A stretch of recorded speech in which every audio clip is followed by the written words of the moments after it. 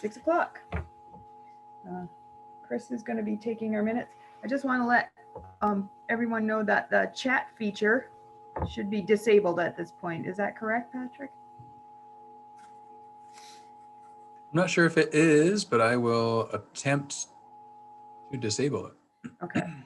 And the reason for that is in light of some comments made from a community member and doing a little research, it's probably in our best interest to avoid violating open meeting laws by having that chat running throughout the meeting. So we're going to shut it right off and avoid that, even a potential for violating. You see that Neat TV says that they want somebody to record for them. I'm recording right now, so I'll send that link to Sean. I did see it. Okay. And I think I disabled chat. Let's check it out quick. I think as panelists, you might be able to. It said attendees can chat with no one, I think is what I just turned on, so. Okay. We probably, there's no way for it to cut us out. I did not see an option to turn chat off entirely. That was the only option I saw that seemed close to what we were trying to do. Okay, well, board members, just a reminder that you should not be using the chat in the course of the meeting because that becomes a public document that would have to be included in our minutes. Okay. All right. And I'll keep watching the attendees, Dawn, for board members showing up. Okay, thank you. All right, is there any public comment at this time? And folks that are attendees, if you have public comment, if you can use the electronic hand raise feature, then that'll let me know that you have something to say and we can call on you. Okay, Deirdre. Hi, everyone. Good evening. Hi.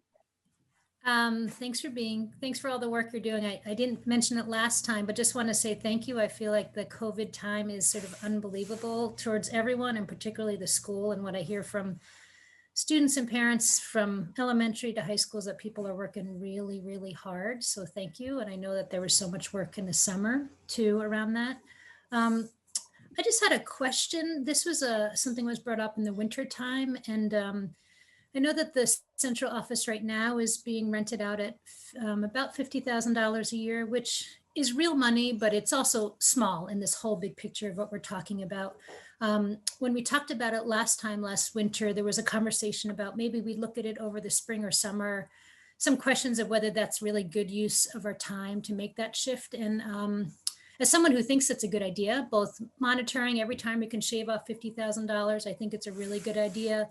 Plus, I think philosophically, it's a really good idea as a community to say we're doing everything we can to kind of to shave off the top so that we can keep as much services for students and parents and teachers there. So I wonder if that's something that the board has thought about doing for the upcoming budget. And my thought is moving into like the high school, for example, or maybe there's another idea you've all thought about.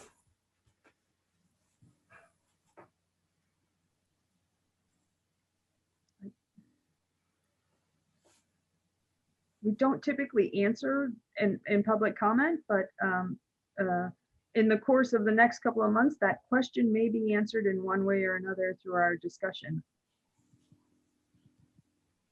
Okay.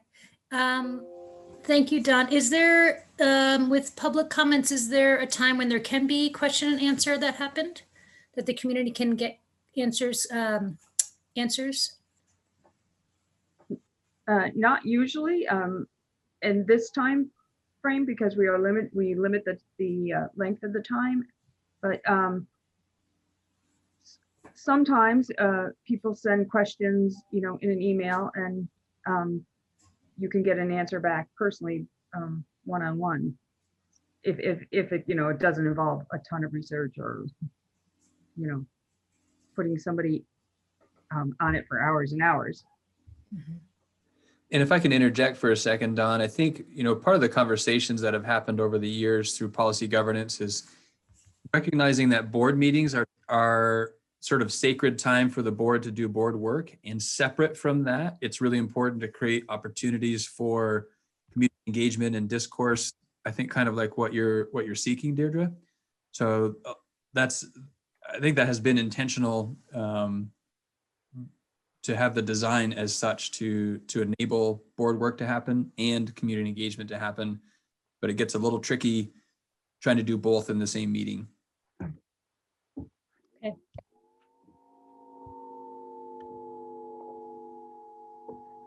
All right. Are you all set, Deirdre? Before I want to move on to someone else if you had more.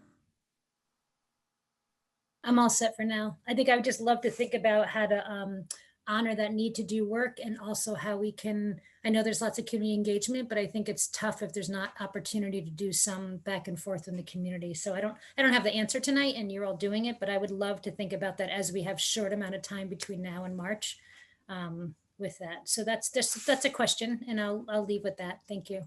Okay. Thank you. And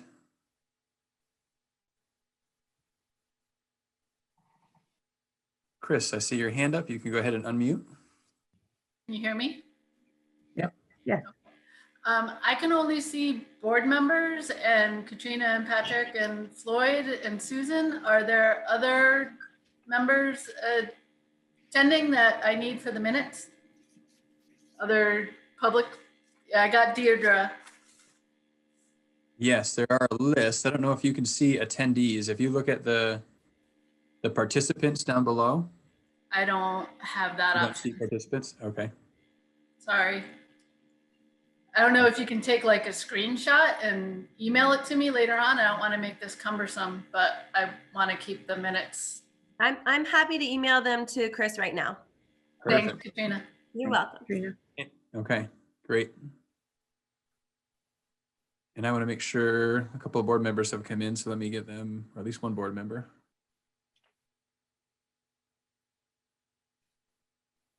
Okay, I don't see any other hands up. I'm guessing we're good. Okay, great. Then we'll move down to the consent agenda. I need a motion to accept the consent agenda. So moved, Andrew. Andrew, is there a second?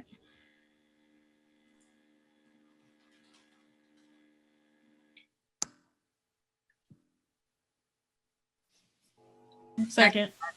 All right, Kristen, Blanchett, second. All right, all those in favor of approving the consent agenda, please say aye. Aye. Thumbs up helps too. Then I know I got y'all. All right, any opposed? Any abstentions? All right, okay.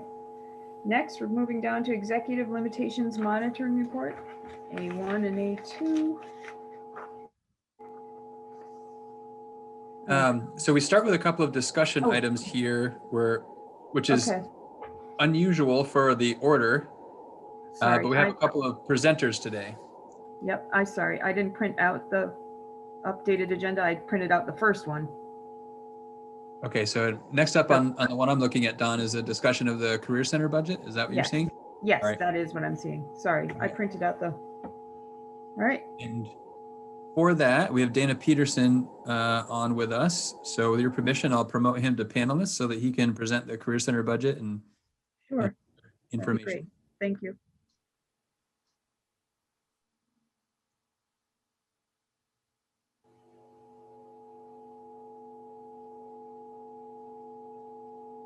All right, Dana, you should be able to share video and audio now.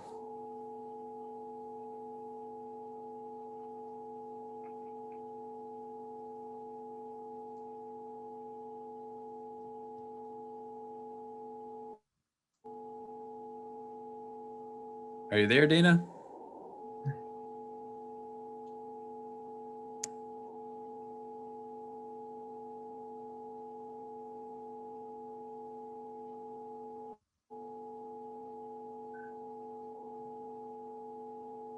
Can you hear me now?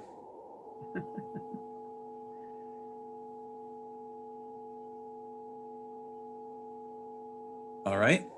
Seems like, I don't know if Dana's having some technical difficulties. Maybe we can move on to the next agenda item and try to buy some time for Dana and we'll check back in. Could we try an all mute possibly? There's just kind of some background hum. There we go. Dana, are you there now? Did that help anything?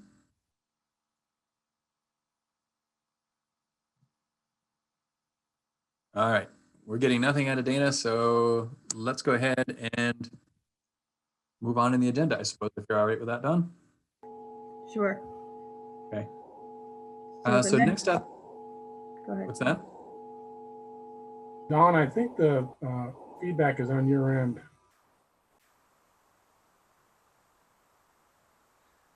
I wish I knew sign language. All right, so next agenda item is also a presentation. There's there's a couple of really student groups that are working on raising the Black Lives Matter flag at Mount Abe, and it was important for them to have an audience with the board to talk their thinking through on that. So I'll turn it over to Shannon Warden, principal at Mount Abe, and I'll let her introduce folks, and I'll be working to allow them into the meeting as she's introducing. So here comes Shannon.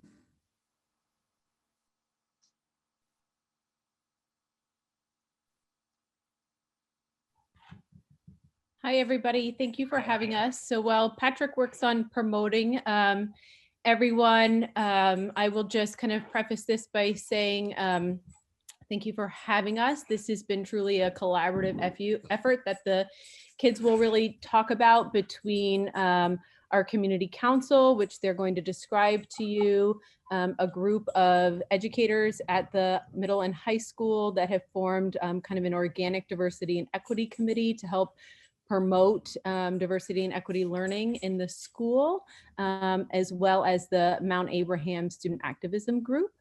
So while Patrick is letting folks on, we had a number of students who were not able to be here tonight, and that was the majority of our executive committee of the community council, just because of other engagements. They are very, very busy kids.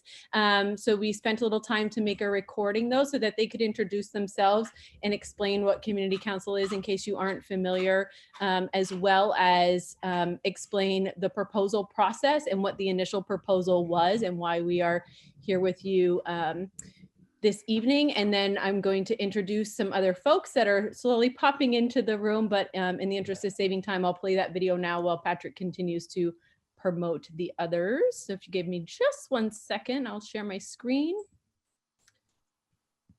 Patrick, will you give me permission to share my screen? Oh, yes. Thank you.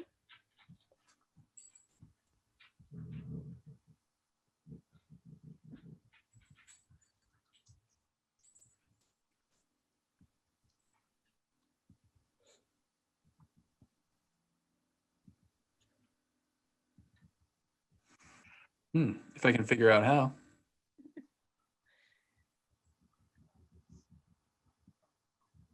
Being the host of these webinars is very challenging to navigate all the pieces. Well, I'm not seeing an option under your window for screen share. I can make you host. Maybe I can do that, and then you can make me host back. Sure. Because I don't think I see anyone else in the attendees list. So let's try the making you host and then making me host again. Okay.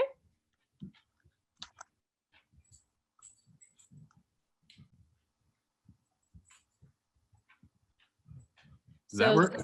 Yes. So I'm going to share my screen now, and this is a video of some community council members who could not be here this evening.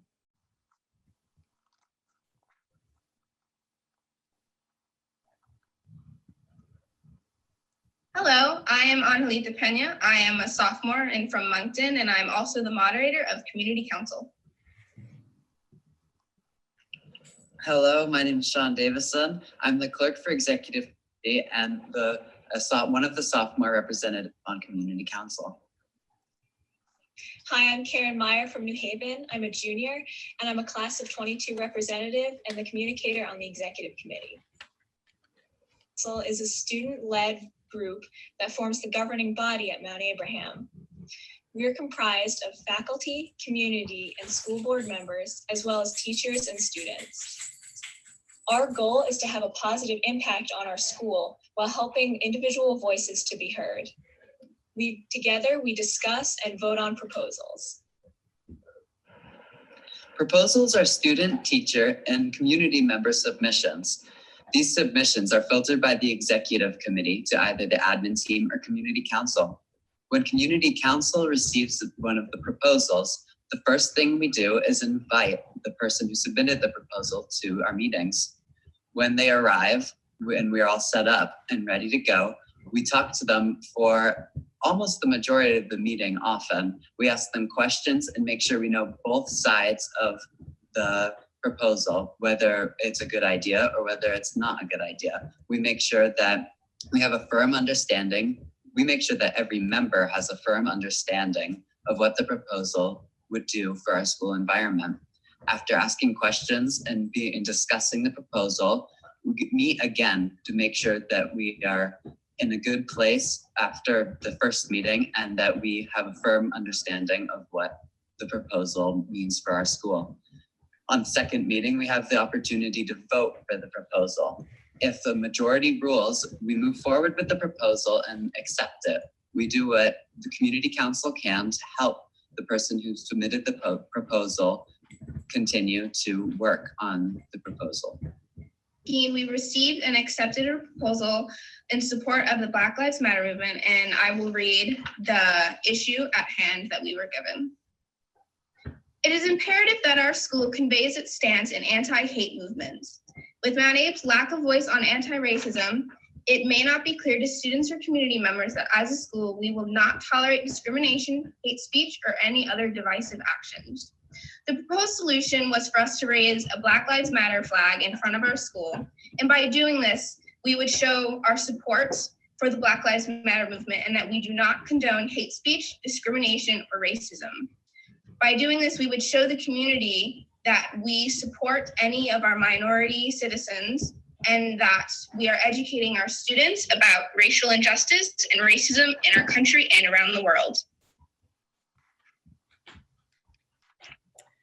All right, so I believe everybody's here, so I'm just going to quickly call on them. And when I call your name, if you can just unmute and let everybody know who you are, give a wave. And we're going to start with, I'm just going to read right off my list, Ms. Osborne, so I don't miss anybody.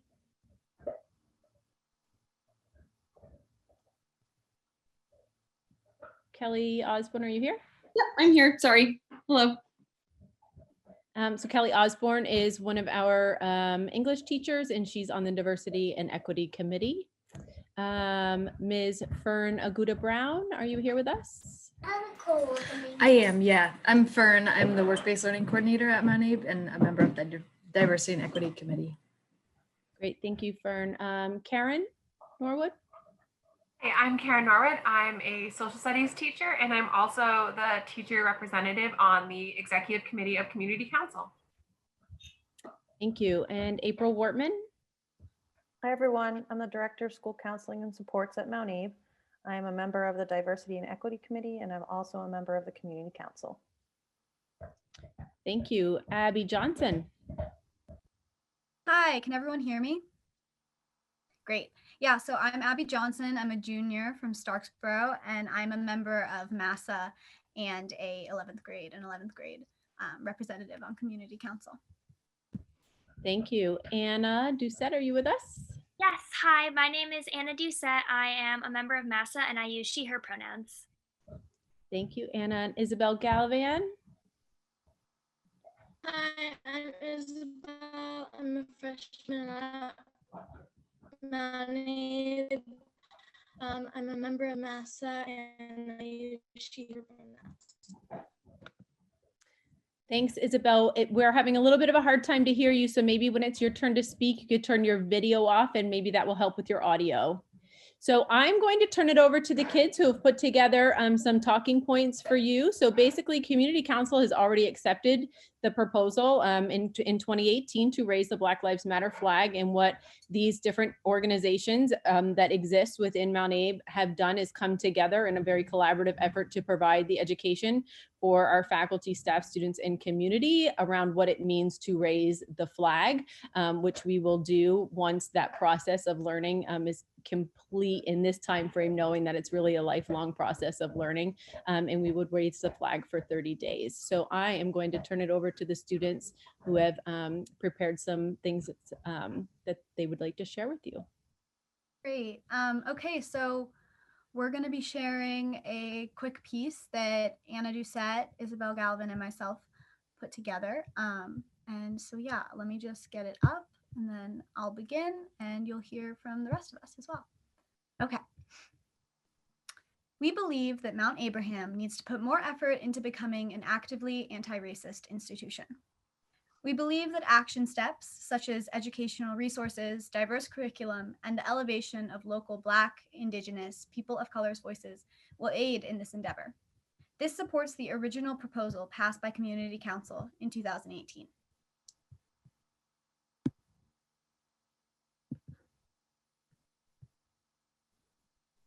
We must, can everyone hear me before I start? Yeah. Okay. We must show actionable support for our BIPOC or Black, Indigenous, people of color students. Living in a majority white state like Vermont, it can be easy to dismiss the diversity we have with things like saying, oh, we don't have many Black people here. And this diminishes the existence of BIPOC Vermonters and reduces our capacity to elevate their voices. We must challenge the notion that we don't have here and that racism is not prevalent throughout our state. As a majority white state, it can be hard to see the deeply racist policies, attitudes, and environments within Vermont, but they are ones that BIPOC are confronted with every day. If we find ourselves saying that there are not enough BIPOC voices at the table, we must challenge ourselves by asking why. Is Mount Abe fostering an environment that is conducive to acknowledgement and celebration of BIPOC? Raising the Black Lives Matter flag is both an act of symbolism and symbolic, but let it be symbolic of what is to come. Because the raising of this flag barely scratches the surface of the real work that needs to be done.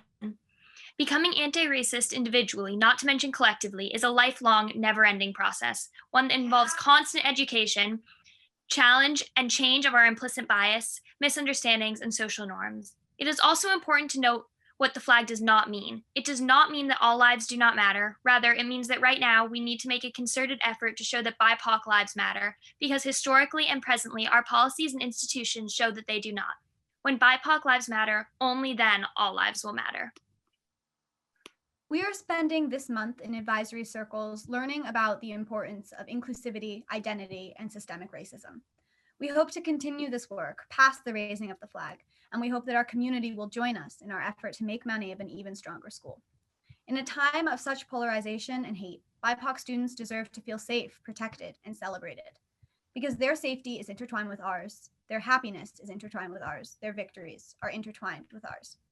We must continue to fight for collective liberation at Mount Abe and in the greater community, because in the words of Rajni Edens, Black poet, facilitator, activist, and Burlington resident, quote, "My liberation is tied with yours," end quote.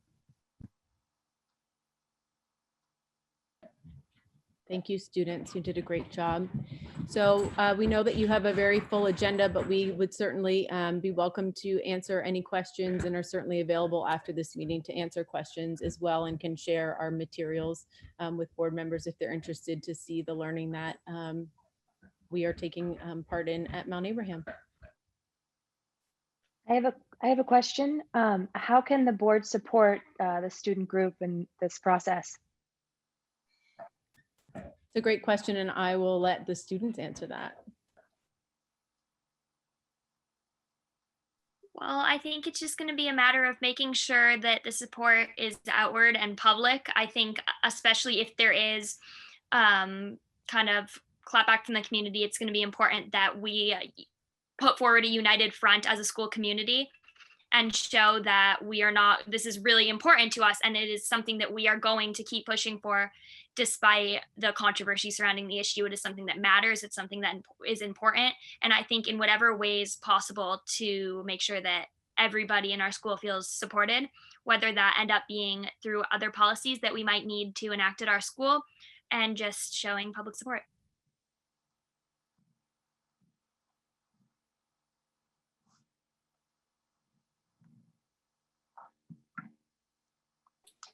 What further steps do you guys need to take? And I have to say, I was at Winooski High School today and they fly that flag and I was very moved by seeing that. And I was surprised that I was so moved by it. Further steps in raising the flag or further steps after the flag to continue anti-racism? I guess both. Yeah. Well, in terms of aside from the flag, I mentioned a couple, but really only briefly. A big one is curriculum changes. I know that a lot of English teachers over the summer had been getting together and talking about how they can integrate more Black authors into their reading lists. But I'm hoping that MAUSD and Community Council and the Diversity and Equity Committee, after this, we can actually really take a look at really like the specifics of our curriculum and is it balanced enough? Is there enough emphasis on the history and also the present day issues? Because I think it's, you know, it's one thing to learn about the history, which is so important, but it's another thing to understand that racism is still with us and that we still have a role in dismantling it. So curriculum would be the main thing that I would emphasize. Anna, what are some others? Well, I absolutely agree with that. And I think just to add, to keep this conversation going at the school, I think it's easy with everything happening in the media right now. The Black Lives Matter movement is very prevalent and very out in the open. Although I think that it's going to come down to keeping the conversation going, even when Black Lives Matter is not a trend anymore. Our school cannot stop because Black lives are going to continue to matter. And I think it's really important that we don't let that die away and that we make sure everybody knows that this is something that we have to keep doing for our whole lives as white people. It's not something that we can just forget about because these are people's lives that we're talking about. So just keeping a conversation going is really important. And then another thing I had been thinking about, this is just a brainstorm idea, but you know, bringing more local BIPOC voices into our school to talk with us about anything really, but just like trying to gain, I think as a majority white school, a lot of students just don't have a lot of exposure to BIPOC influences, role models, etc.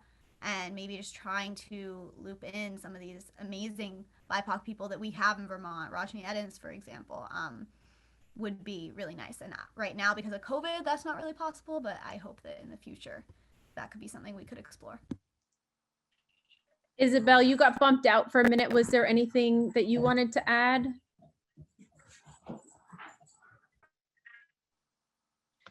Could you ask that question one more time? I didn't hear at the beginning. Yeah, the question was about what are our next steps and what's coming next. So like for the raising of the flag and beyond, what do we see as what is yet to come for Mount Abe and our work with diversity and equity? I think I agree with Abby and Anna, like changing our curriculum, making it much more diverse than it is right now, and also, you know, diversifying, like if we have speakers or people come in, diversifying that as well. Great, thank you, Isabel.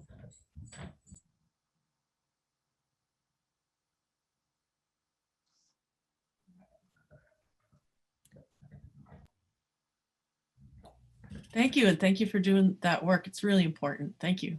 It is, and we really appreciate your support. We used Liz shared the statement that you all put out over the summer, and we used that in some of our work to prepare for this and the work with the school, and we'll be using that for the messaging that Community Council will share out in collaboration with the other groups for the greater Mount Abraham community as well. So thank you very much for all of your support and for having us this evening.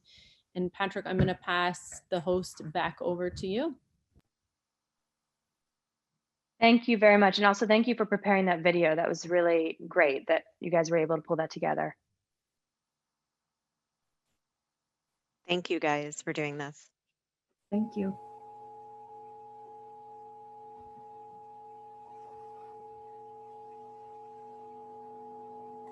Okay, I think I have host privileges back. Thank you, Shannon. And thank you also, students, adult faculty, supporters. It is difficult and really important work, and you're demonstrating a lot of leadership as a group in this work. It's much appreciated. So we'll go back and see if we have Dana on the line now. There's Dana. Hi, Patrick. Sorry, technical difficulties plagued me. It's the world we live in now. That's all right. Well, I was feeling a little bit supported in the fact that you were having your own little challenges at the beginning. So anyway, so let me know how we want to proceed. The floor is yours, Dana. So I'll introduce you. Dana Peterson is the director of the Patricia A. Hannaford Regional Technical Center. Did I get it right, Dana? You did. All right. Thanks, Patrick. And he's here to share a little bit of information about the Career Center and ongoings there, and to share a little bit of foresight into the budget building process for the Career Center. So do you want me to just talk and present, or do you want, and present the information, or would you like me to share a screen, or how would you like to proceed? If you have a presentation that you'd like to share, you can I certainly have a brief PowerPoint that I could go over that would at least give you some reference points. Sure. And do you have a screen sharing option currently? I do. Host disabled participant screen share. Okay. Let's try. Oh, I can do it now. There we go. Let's see if I can do this. Okay, can you still see me? Yep. No, you're seeing my screen. Yes, we see your screen. All right, let me just get this started then.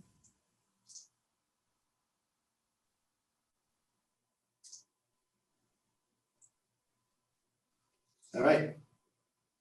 So, well, actually, you're seeing my notes. That's okay.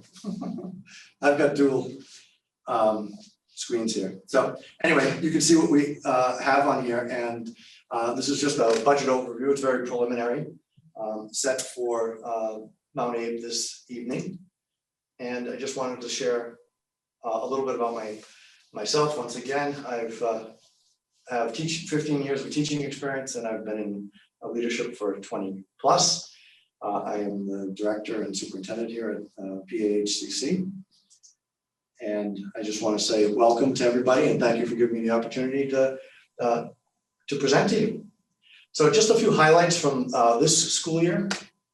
I know it's been a very different school year, so some of the things that I'll focus on are a little different than a usual presentation for the start of a school year. But we have 4 days a week in-person instruction for our pre-tech and technical program students. For the technical program students, they come every day except Wednesday. They do remote access on Wednesday, and our pre-tech students are on an alternating day schedule. So they actually come they usually come 2 days a week, because Wednesdays is also a remote day for them, depending on their rotation, which we've tried to work out and coordinate with our partner schools. So we have 80+% of the students in person on those 4 days.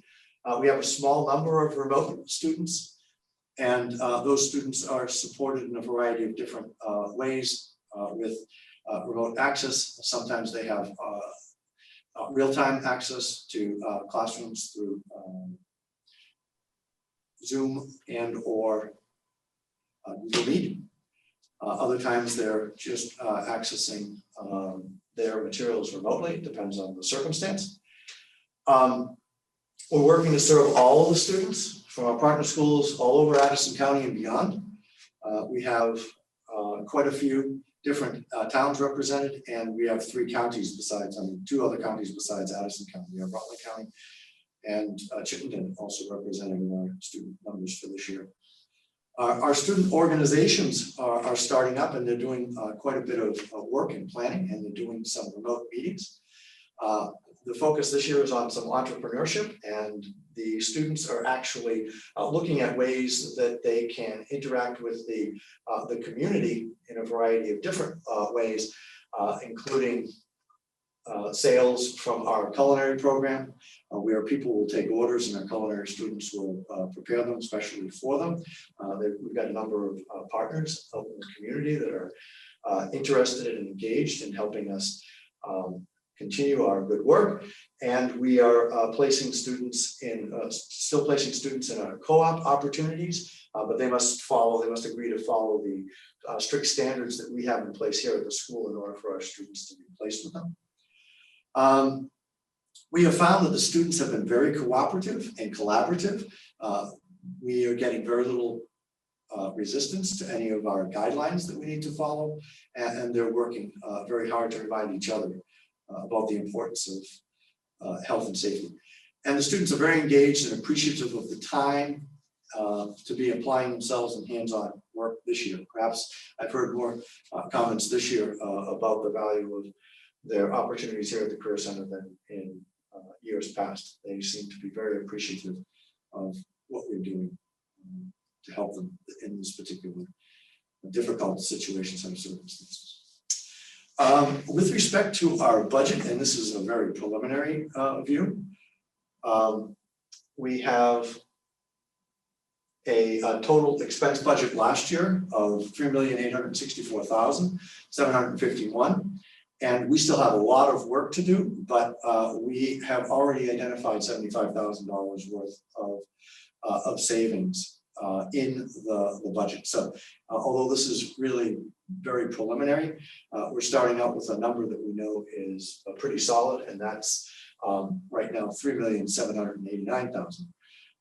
So we're very pleased at the ability to be able to identify those savings and pass them on to our member districts. We haven't gotten our revenues yet. Those haven't been projected at this time. We expect to have those sometime by the beginning of December. But for our presentation tonight and for our conversations at our next board meeting, we're assuming that all of those revenues will be very similar in FY22 to FY20. Our estimated tuition assessments, this will be welcome news to many of our partner districts.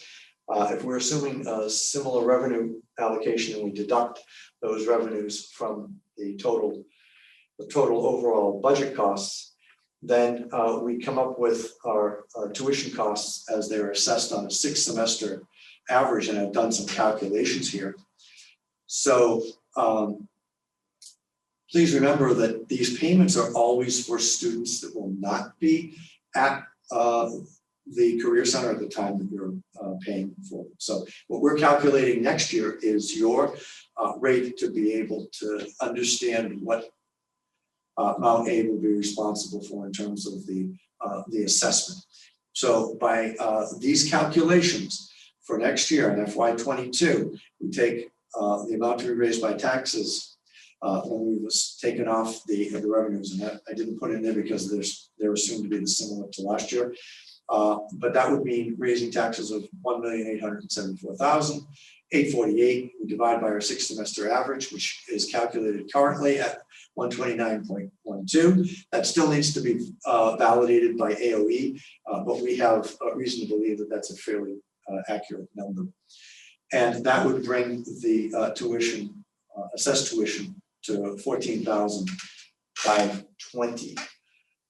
The state will make a payment to us on behalf, and that's approximately, this is the same rate as last year. We don't know what that is going to be, but if there's usually a small multiplier that would increase that, but keeping it at last year's, that means that our total cost next year for our tuition would be $23,710.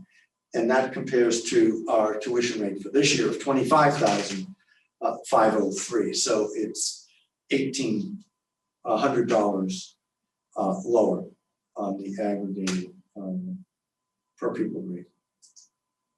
Cost per FTE. We have not updated our enrollment trends completely because our numbers are not finalized, but we had an uptick in our sixth semester average is also climbing. So that is a very positive sign for engagement in career and technical education countywide in Madison County. The sixth semester average, in the past 7 years, that average has fluctuated between 123 and 135. So 129.12 is at the upper end of that range, actually right in the middle of that range, I guess. Exactly. 6 either way. In the fall of 2015, there was a high of 153. Last year we had 147 in the fall and 140 in the spring. Our current FTE semester count is 126.49. In August, we had FTEs of 140, very similar to what we experienced last year. But when we had a variety of schedule changes that we couldn't align with because our partner schools were doing things differently, we ended up losing approximately 15 FTEs in that process. That's unfortunate. We hope to be able to get back to a coordinated schedule such as we had last year with all 3 of our partner schools sending students at the same schedule at the same time. In the spring of 2017, we had a low of 111 FTEs, and next year, the projected Mount Abe assessment for FY22 is based on 34.07. And I put some historical numbers there just for comparison. At the fall of last year, we had 40 FTEs for Mount Abe, and in the spring, we had 38.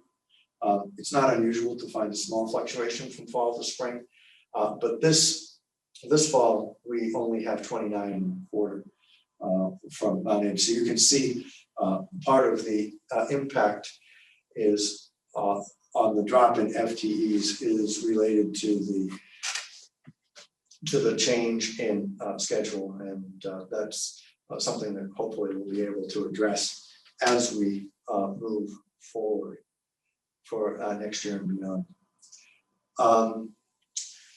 We continue to work collaboratively with all sending schools, coordinate on proficiency attainment. We're moving forward with our to offer the CP2 within the IB framework. That candidacy has actually been approved. At the time I did this, it was still pending, but it's now been approved.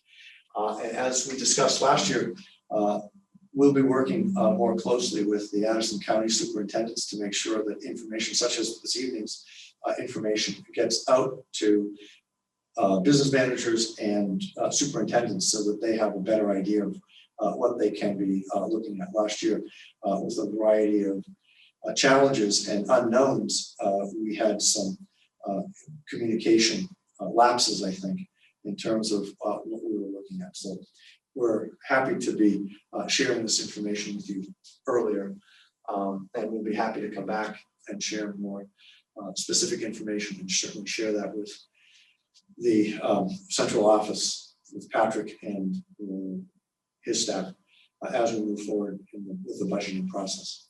And this is our first outreach meeting for closer collaboration. So at that point, I was told I had a very limited amount of time, although I've stayed within my time constraints, Patrick. So I'll open it up to any questions.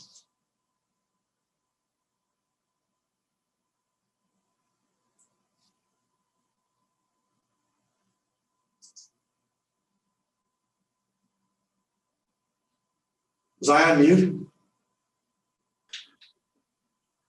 Heard you. No, we got to. Okay. Any questions? I didn't. Yes, Kristen. I know last year you said, Dana, that there was a big increase of Mount Abe students at the Career Center. How is that trend this year?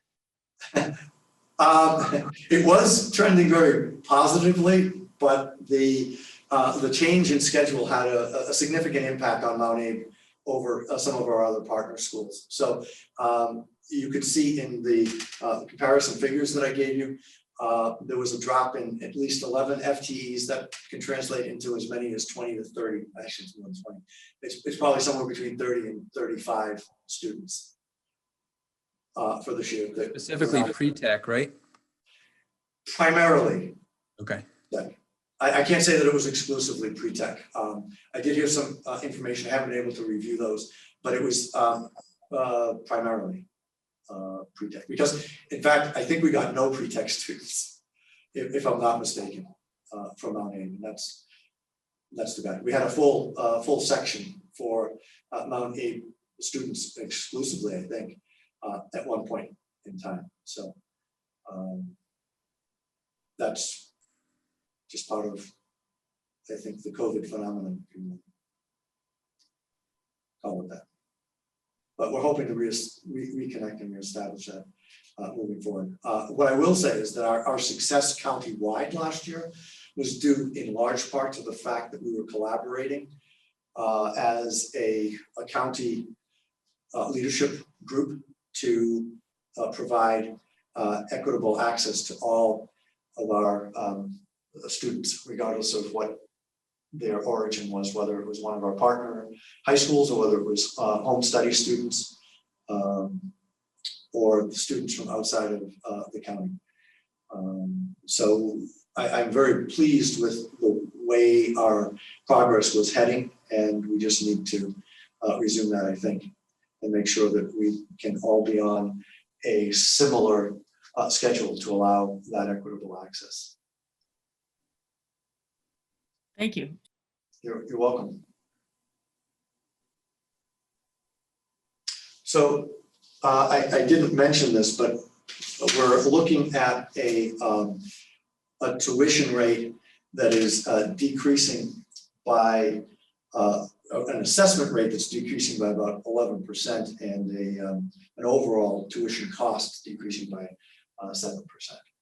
And that's with no other changes. I mean, this is a very preliminary budget, but we think that the numbers that we have are pretty good, that those are savings that we've identified in a preliminary fashion, should be able to carry through. And that has to do with staffing shifts and costs and new staff coming on board and reduced costs. The outlier, and it's already built into this, is what our rates are going to be for healthcare. And so we've been told that they're going to try to keep it under 10%, under double digits, but we've used 10% as a placeholder, and that is also figured into that savings. So that would be an increase. And so there are other places where we are pretty confident that there will be some offsetting reductions. So we're happy about that. We haven't gotten into a lot of nitty gritty, and that will be happening at our next board meeting in a couple of weeks. And they'll be getting a presentation. It's a little more detailed than what you have here, but we put this together in a manner to be able to present to Mount Abe what we thought would be some of the important pieces of information, FTEs, where we are with serving students, and what the approximate cost would be. So for a preliminary budget, and this is much earlier than we've ever done before, Patrick, I think you can take your 34.07 FTEs and multiply it by 14,520, and you should be able to get a ballpark placeholder for the Career Center assessment for next year. Now, that's all subject to, of course, to change by AOE, but it's going to be a much better reflection of where we are than we were able to give you last year. Plus, we've had a change in our staffing, and that has been a very welcome addition to our finance team. So we feel much more well placed to be able to provide more timely information. So we're hoping that will prove to be the case. Thank you. And as we talked about in our countywide superintendent's meeting, the idea was to get started early. And so I really appreciate Patrick reaching out to me in September. And I told him that it would be much easier for us to have some kind of preliminary numbers by October. So thank you for making time on your board agenda, very packed board agenda, I'm sure. to hear a few words from the Career Center. And we very much appreciate the students and our collaboration with faculty and staff at Mount Airy.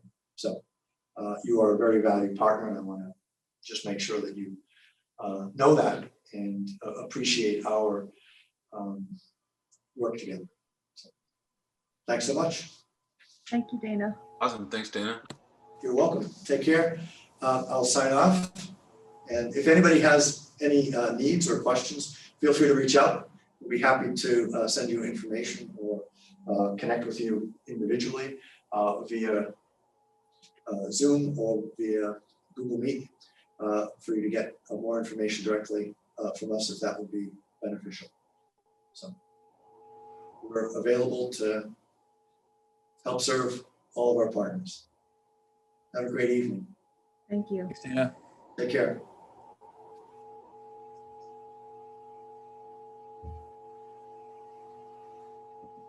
Okay.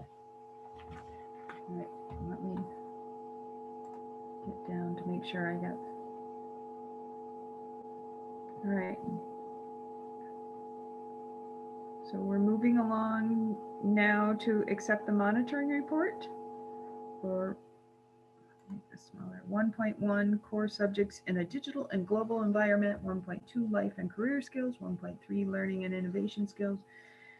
And the monitoring worksheet was included if anybody needed to jot down a few notes. I have yours, Kevin. Thank you. So is there a motion to accept the monitoring report? So moved, Sarah McLean. Okay, thank you, Sarah. Is there a second? I'll second Andrew. Andrew. Okay, any discussion? I'm happy to kick off the discussion. We have some guest speakers here tonight to elaborate a bit on the report that was submitted. And I'll kind of set the table, and then I'll turn it over to Katrina, and she can do some introductions, and we'll go from there. So as you likely saw in the report that was submitted, sort of reflecting on the conversation that I think took place at the retreat, in recognition of the way last school year ended and the impact that had on more quantitative data that we might have usually produced. The board allowed some latitude for this ends monitoring report to be more of a strategic plan report. And by nature, that makes it more of a means report than an ends report. So we kind of took that liberty and produced what you see here. And it was really hard to really speak about the work that was happening around the strategic plan without acknowledging the impact that the COVID-19 pandemic had on our system in every aspect of it, not exclusively the work that was happening on our strategic plan. I would say for the first 3 quarters of last year, we were making tremendous progress in the implementation of our strategic plan. We had implementation teams that were very, very active. We had an oversight team that was considering the work that was underway last year and thinking about how that could springboard us into the work that would be taking place this school year. That oversight team was on the cusp of making a recommendation for what our focus and priority areas should be this school year. And then COVID came in March. And that really, as I mentioned in the report, that turned our world pretty upside down in every way, shape, and form. It changed what we teach, when we teach, how we teach, who we teach. It changed how we feed students. It changed how students get to school, how they walk in the halls. It has changed every aspect of our organization. And despite those challenges, when we reflect back on how MAUSD responded from in literally in a matter of 2 or 3 days, standing up a childcare when most places were not able to, figuring out how to deliver meals to the homes of all of our students, and completely revolutionizing the way instruction is delivered from the more traditional, all students are in school all the time, to no students are in school physically anymore. And we have to deploy devices, etc. Hard copy packets, whatever was needed, we deployed, and did all of that literally in fewer days than you could count on one hand. Tremendous, tremendous efforts individually by a lot of individual people. But more importantly, I think efforts by teams of people in a very intentionally designed system of supports that we've spent some years building now, that we were able to really lean very heavily on in that time of crisis. I'm pretty convinced had we not had those structures in place, we wouldn't have been able to pull off what we did pull off. So obviously our strategic plan progress came to a screeching halt for a period of time. And then it wasn't until really over this summer that some momentum started to build back around strategic plan work. And as we get into this fall, that pace in which we're refocusing on our strategic plan is increasing. And you're going to hear a bit more from folks about where we got last year, a little bit about where we are now, and about where we're going from here. And then when we've heard a bit more of the details, and we are going to get into the weeds a bit, and I'll acknowledge that it's really enticing. And I want to let you know, we're going to be swimming at the top of the weeds here tonight. There are depths of weeds that I caution you to go too far into, because we may not be able to return from them. There are so many weeds, and you're going to hear folks as they elaborate, and I hope they do. You're going to get a sense of the expertise that tonight's presenters bring to the table. They'll take you into the depths a little bit on a guided journey into the deep weeds, and then they'll safely return you to the surface of those weeds, just to give you a sense of what work is happening, and how powerful that work is, and the level of expertise within the organization. I'm sure you'll be as proud as I am of the work that's happening. So after that, I'll come back and I'll sort of summarize, as I did in the report, around compliance or non-compliance. And then we can take questions, and maybe after the presentation, we should take some questions, and I can do my piece after. I want to respect the time that our presenters have here tonight. So without further ado, I will turn it over to Katrina. And Katrina, would you like me to invite some folks in as panelists now? That would be fantastic. Thank you.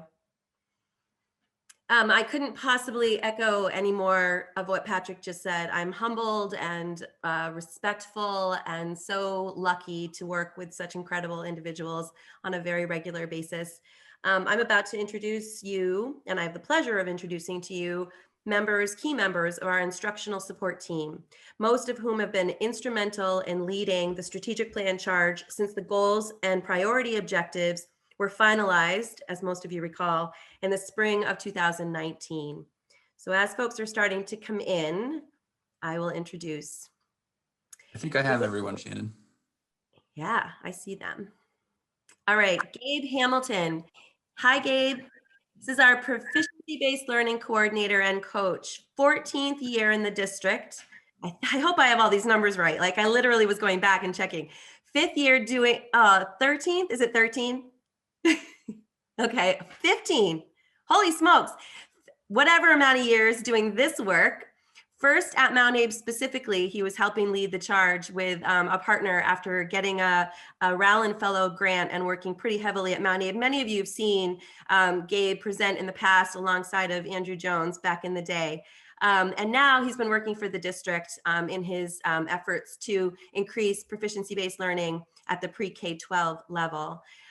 Gabe has a background teaching middle school science at Mount Abe, as well as other places, in addition to photography. Thank you for joining us, Gabe. Nice to see you there. Good to be here. Thank you. Yeah. Sheena Strada, 4th year, right? Okay, as our literacy coordinator, she's been a literacy coach actually at the Career Center and a middle school language arts teacher in other districts. We're excited to have you, Sheena. Thanks for joining us as our literacy coordinator. Ray Donovan. Hi, Ray. This is Ray's second year with us as our social emotional learning coordinator. She is a special educator, has a background in special education, including in our neighboring district in Addison Central. She's been a program director, has taught middle school and high school. Thank you for joining us tonight, Ray. And then here's our new folk, Miss Kim Audette. Welcome. This is our new this year math coordinator. Kim comes to us with a lengthy resume in mathematics instruction. She's been a math coach. She was actually the director of learning in another neighboring district in Addison Northwest for a time. She is taught at the middle school, high school, and postgraduate level in college. So thank you so much for joining us, Kim. Talk about a quick getting to know a system during a pandemic. So thank you for joining our team and taking a risk being with us. We're excited to have you. So as Patrick said, we decided with your support back at the retreat to use this month as an opportunity to give you an update. And so these fine folks have put together some slides with some highlights. They're going to bring you back. They're going to bring you to now. They're going to bring you a little bit forward. We've structured our presentation to be about 15 minutes for each strategic plan goal area. So 15 minutes for expertise in learning. We'll stop there and take a few minutes for some questions, and then 15 minutes for social emotional learning, and there'll be questions there.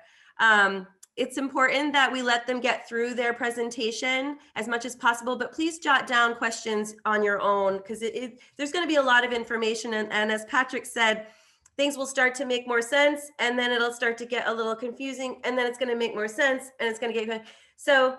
We'll certainly do our best to help navigate information that we certainly want you to have, especially in the Q&A. All right, so I think our plan at this point, Patrick, is to give Gabe the screen sharing rights, and we'll get started with expertise in learning.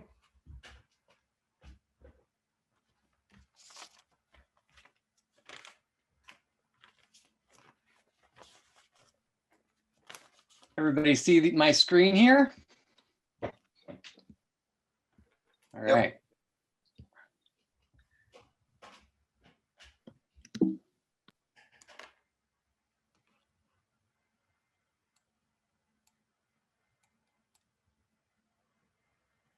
Kim, you can go ahead and take it away. Great, thanks, Gabe. So as Katrina mentioned, we've kind of divided the work this evening in terms of focusing on both the expertise and learning goal and on the social emotional goal. So we're going to start off with the expertise in learning. As you know, the strategic plan has two main objectives under this goal. Our goal is around the fact that all MAUSD students will achieve academic excellence in an innovative and flexible learning environment. And although we are addressing both objectives, we're really focusing on objective 2, which is around giving all MAUSD students expertise, experience in an aligned proficiency-based curriculum with varied assessments that measure and monitor their individual growth and outcomes. There's been a lot of work around the alignment of that proficiency-based curriculum, and each of our 3 grade spans really are at different stages of that work. And now we're going to kind of dive in and describe a little bit of where each of those stages are. Before we dive too deep, I want to just kind of give a basic overview of kind of some of the fundamental principles or tenets of proficiency-based learning. So one of the key pieces is that transferable skills have kind of been elevated and held in equal importance to that content knowledge and skills that we're used to in schools. So I'll talk more about what this looks like, but that's a really important piece of all of this. Another piece is that achievement is tied directly to very clearly articulated learning targets. And the results of that clear articulation or clear communication is that we really know where students are at. One other piece to that is separating out what are called work habits or habits of work. And those are, in other systems can be confused or conflated with other mechanisms of reporting. And by separating that out, we really get a clearer picture of where students are at. And then another element is that students have multiple opportunities to demonstrate proficiency. So really what we're talking about here is that time and support are variable and learning is constant. So our expertise in learning work is really rooted in the connections between the tenets of proficiency-based learning and the research and literature around professional learning communities known as PLCs. You see the citation at the bottom of our slide. Richard and Rebecca Dufour, who are renowned educational researchers and developers of the PLC, they used these 4 student-centered questions to guide the work of teams of professionals. PLCs are our system for organizing and implementing this work. Focusing on these 4 questions drives us to develop curriculum, instruction, and assessment that result in equitable outcomes for all MAUSD students. This particular slide, talking about getting into the weeds a little bit, is essentially, it's like a glossary slide. So there's a lot of information in this slide for sure. But ultimately what it does is it starts to make it so we can see the connections between things. So if we think about our proficiency-based graduation requirements, which our graduating class last year, class of 2020, graduated based on these requirements. Our state adopted standards, so things like the Common Core, the C3, NGSS for science are represented there. And then you can see that this kind of funnels down into smaller and smaller grain sizes until you get to learning targets and lesson targets, which is ultimately where the work with students is happening. Informative and summative evidence is being gathered and reported on. So Gabe just mentioned learning targets as part of that glossary slide.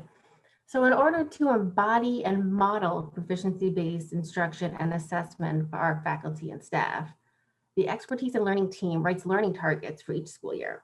You'll notice that the school year 20 learning targets here were written for all faculty and staff and then differentiated into specific targets for the elementary and middle high school levels.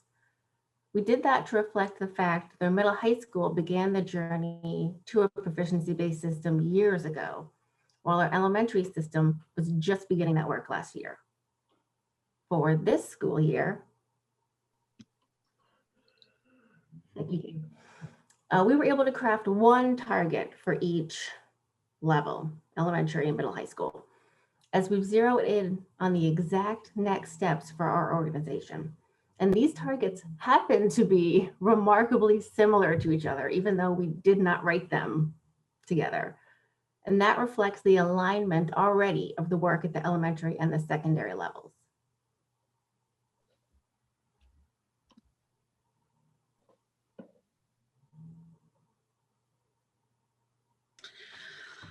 Much of this work is possible because of the systems that have been put into place in our district.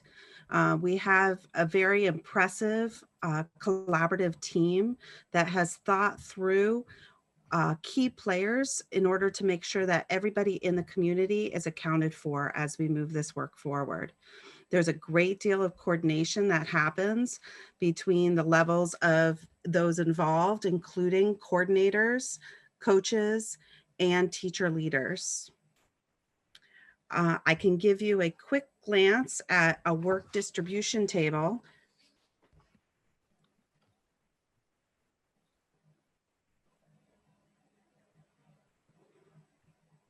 And by looking at this document, I don't expect you to be able to see the tiny grain size, but more importantly, I want you to be able to visualize how every member of our community has been thought through in terms of their involvement in this work.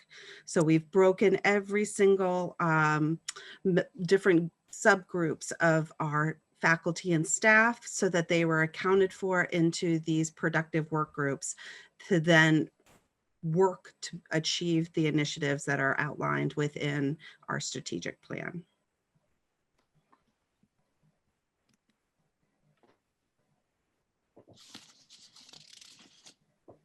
Speaking of our work groups being productive, this slide contains a timeline of the first year of this expertise in learning work at the elementary level.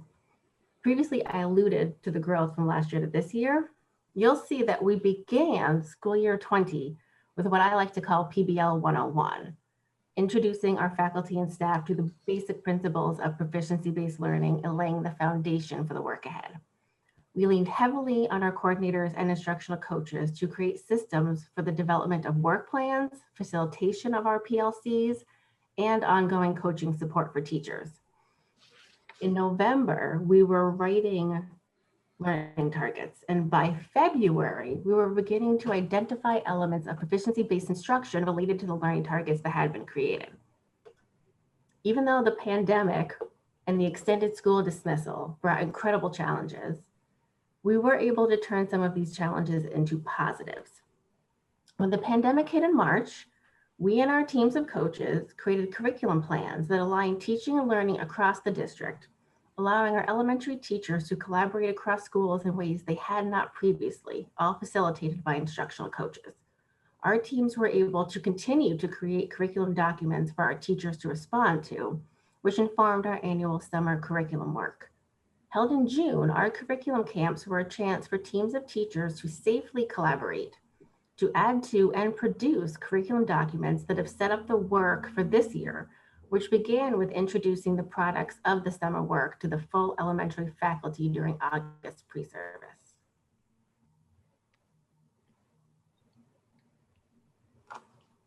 So the work for 7-12 continues as we make progress in refining our systems to answer those 4-4 questions. Last year, in addition to graduating our first class with proficiency-based graduation requirements, we've been able to increasingly prioritize and align our learning targets, as well as better design assessments that consider the whole child. With clear criteria, we are also now able to calibrate our assessments to ensure our rigor level is in line with internal and statewide assessments. Some of the highlights include increasing prioritization of learning targets. And again, that better aligned and calibrated assessment that really is meeting the needs of students with highlighting both their strengths and challenges and implemented through the lens of equity and universal design. Additionally, we were able to work in PLCs as advisory grade level teachers to build capacity for student ownership of this PLP process while increasing students and teachers' understanding of transferable skills that I mentioned before through assessment, calibration, and reflection. Some of the highlights in this work included regular advisory lessons that were directly tied to transferable skills, course commitments to transferable skills that teachers kind of committed to for both teaching and assessing. And then culmination of that work really was highlighted in senior PLP reviews that despite COVID continued, and each and every one of our seniors engaged in a PLP review where they spoke about and reflected on their path toward proficiency of those transferable skills, as well as other highlights of their educational careers at Mount Abe. Part of that review process was also an opportunity to provide feedback. And through that feedback, as well as feedback from students, other students and faculty, we were able to convene in a summer curriculum camp with 16 different advisors to overhaul our PLP template to increase relevance for future students. Links to some of these things are included in this presentation, which I believe you have access to. If not, you will at the conclusion. So looking ahead, we know that the full transition to a proficiency-based system and the creation of any curriculum and comprehensive assessment system takes years. We feel good about where we are at this point, And we're excited about the curriculum instruction and assessment professional development we are preparing to provide MAUSD faculty and staff this year. We also know that the realities of COVID-19 mean that anything can happen, and we're also prepared to shift our plans as appropriate to meet the changing needs of MAUSD. At this point, we'll be happy to answer any questions you may have.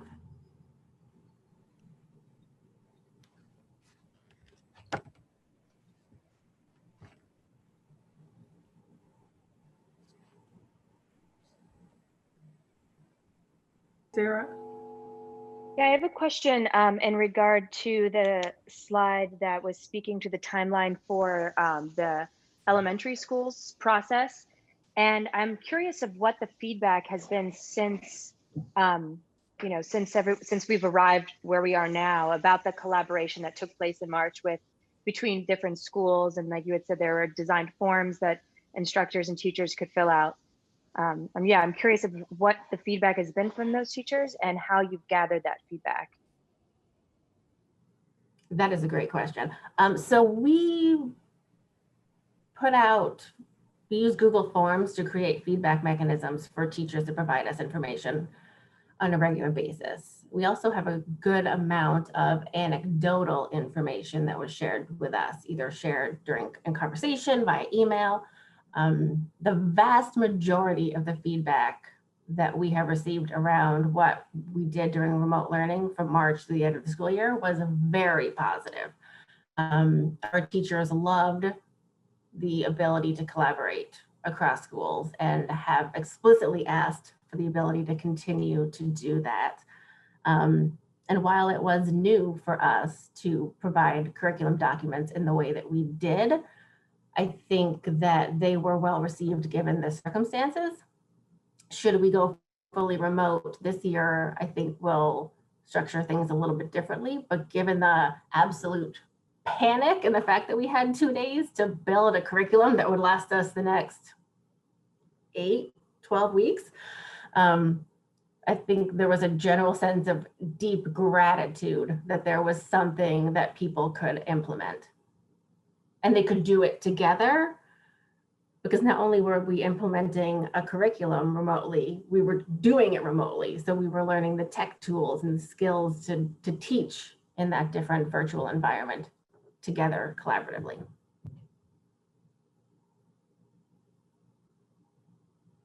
Other questions? I feel like I saw at least one more hand.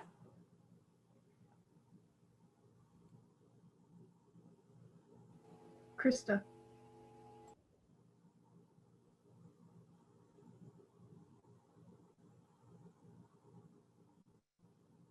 I can't hear you, Krista.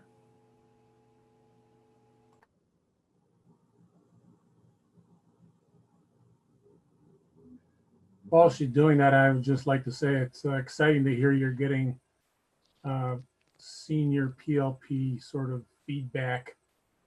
That's an exciting and direct kind of source of understanding whether we're meeting our ends or not. Can you hear me now? Yes?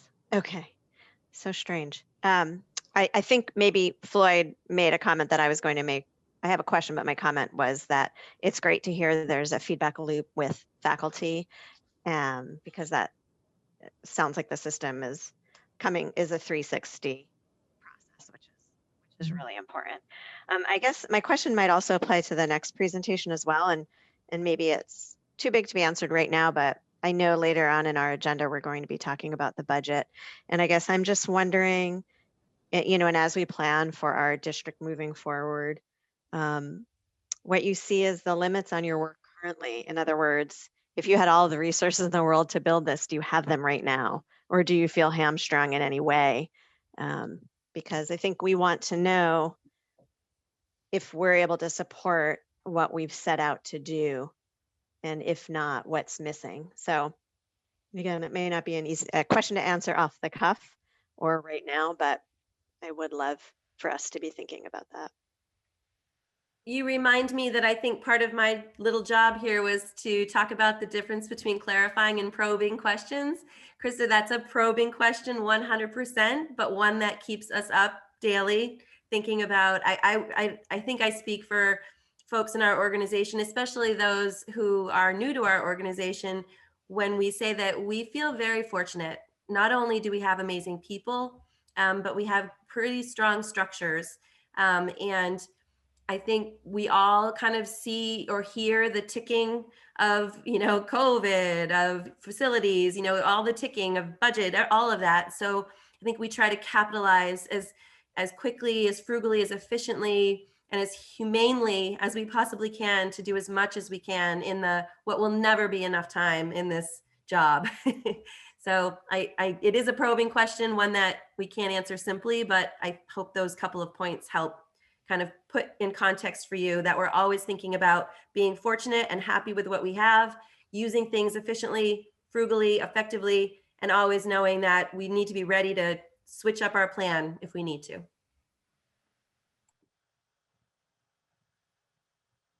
Sarah.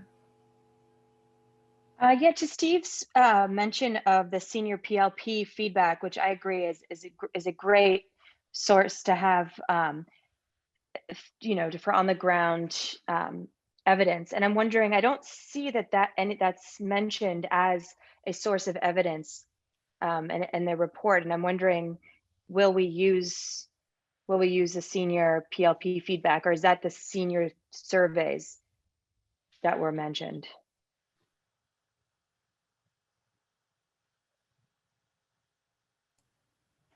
I can start a little bit. We did talk about, is that data that we would want to include for you, because it was a pilot, it was the first time it was used.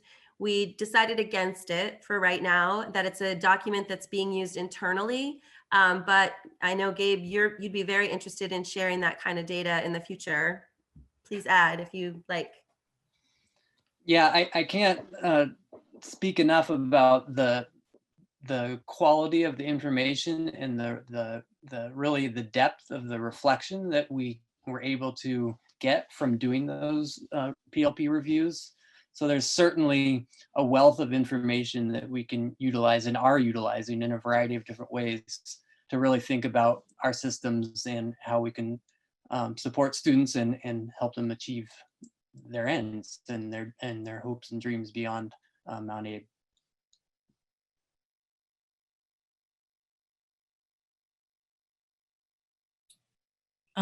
So as a parent who has a student who graduated pre this kind of stuff, and speaking for parents that I talk to all the time, every year, could you guys provide, and I know this is old school, the chart, because I know I saw it somewhere and I can't find it, that has the equivalent of the numbers now to grades previously, because I think that's how parents think to figure out how their kid is doing in a class. And it's hard without having, there's a chart somewhere. So just saying that that just helps parents to look at the number and know how their kid's doing. And if they need to remediate their child in some sort of way or try to. So that's just a parent feedback as we're in this transition. Maybe in 5 years it won't be necessary, but it's, what are the equivalents that we're seeing when we see a 3.2 or a 3.6 or a 2.8? It's still a little bit vague, I think, for parents. So anyway, but I think it's certainly going in the right direction for the kids.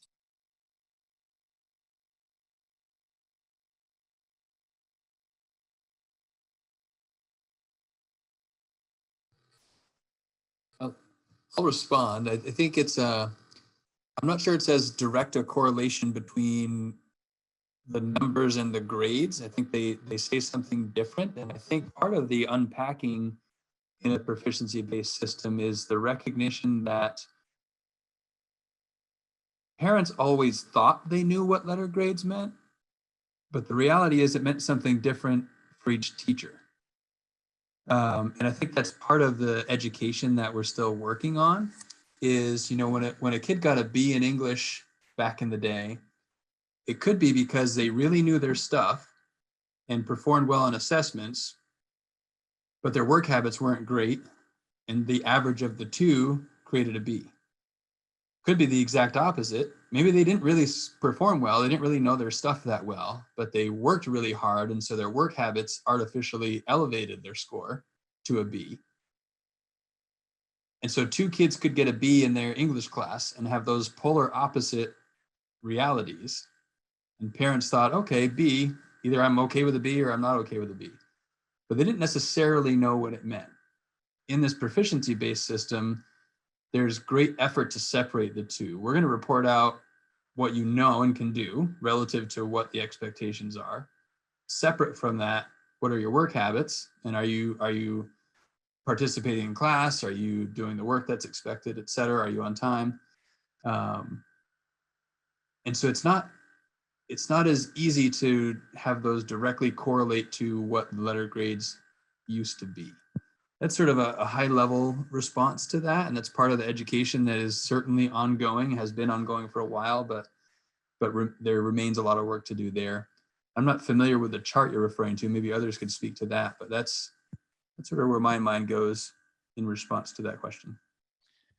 Yeah, I think I would echo what Patrick said, and that chart existed in our early phases of translation, but we have intentionally don't make that chart public for just exactly the reasons that Patrick alluded to in his response. So it is complicated, and I think that it requires a lot of education in and of itself, and we have to do a better job of just communicating exactly what those numbers do mean.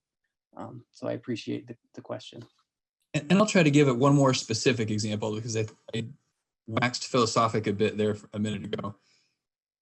In the old system, if a teacher gave an assessment that had 10 questions, and those questions were all what the student was expected to do for their grade level performance, and the student got all 10 of those right, they would get a 100%, and that would translate to an A, or maybe an A plus if somebody liked pluses. In the current proficiency-based system, if an assessment asks a student only questions that they're expected to know, and they get them all right, that's a 3. They're demonstrating knowledge that's expected of them. They meet the standard. In order for it to be a 4, they would have to demonstrate exceeding the standard. And so that's where, like, a 4 doesn't correlate to an A necessarily, and a 3 isn't a B. Like, it doesn't quite work that way. And that's an example as to why it doesn't quite work that way. Right, and the thing that makes parents nervous is the college-bound student still. And I don't know, I haven't experienced a kid going to college yet on this system, but again, that's where I hear a lot of, like, anxiety. So I don't need to talk about it more here, but that does exist. And, what percentage of the world is using the system? Do colleges truly understand it? And, no one needs to answer my question, but that's just my question that I can get answered later. So thank you. Thank you, Kristen. I'm conscious of time. Are we ready to move into the social emotional learning component? All right, awesome. We're gonna share the screen with Ray now. Thank you, EIL team. Not that all of this isn't intertwined, it is, so don't leave. But thank you so much for your presentation, and we'll turn it over to Ray Donovan. Hi, everybody. I am Ray Donovan. I'm going to share my screen.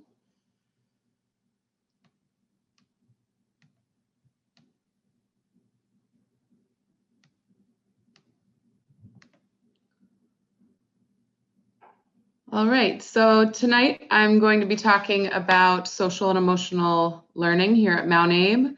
The SEL goal from the strategic plan is that all MAUSD students will develop their social, emotional, and physical well-being.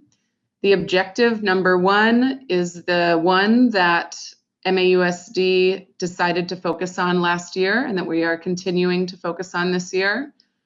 And that states that all MAUSD students apply the knowledge, attitudes, and skills necessary to manage emotions, show empathy, maintain positive relationships, make responsible decisions, and achieve their goals.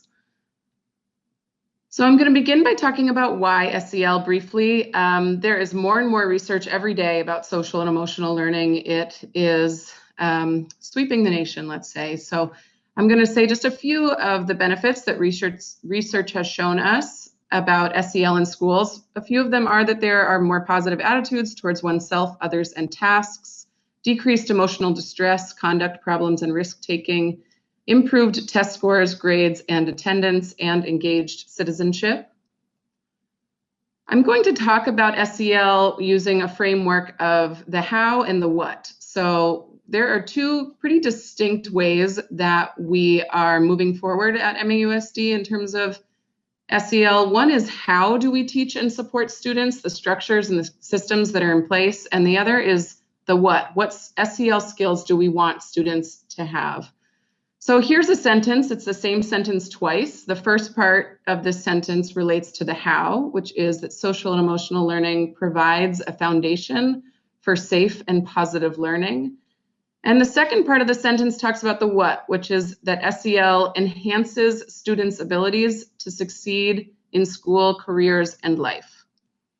So I'm going to talk about the how. So once again, that first part of the sentence, how do we provide a foundation for safe and positive learning at MAUSD? In the classroom, we do this through Responsive Classroom, which is a framework that leads to joyful, caring, and respectful communities. We have created universal practices and strategies which are used intentionally for student support at the universal and at the targeted level. That is based on best thinking from PBIS, Brandy Simonson, and many other thinkers, as well as through the lens of what does MAUSD care about, what do our teachers care about, and in what direction are we going? We are providing professional learning opportunities this year through a consistent framework of mixed district groupings. These SEL work groups for teachers during in-service are opportunities for our faculty and staff, including EAs and BAs, to be able to learn more about these universal practices and strategies. School-wide, we have positive behavior intervention and supports at all levels. By the end of this year, we will be at all levels, universal, targeted, and intensive levels at all schools in really active participation at all levels. District-wide, we last year met with all faculty and staff to talk about the foundational norms of feedback and reflection.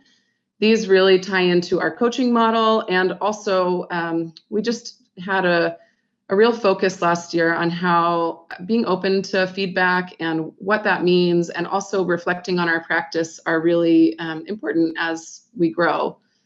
We also provided trauma-informed practices and strategies training for every school. This year, we had training on restorative practices. I'm going to talk a little bit more about dyad partnerships. It's something I'm really excited that we have in our district, but that's something else that we have district-wide committed to. And we also have a multi-tiered system of support, an MTSS system at MAUSD. So prior to the strategic plan, MAUSD was really already working on Objective 3. So these are the 3 objectives under our SEL goal. And I just wanted to highlight the fact that PBIS is very connected to the how of SEL instruction. How do we have a safe learning environment that is positive and engaging, student-centered?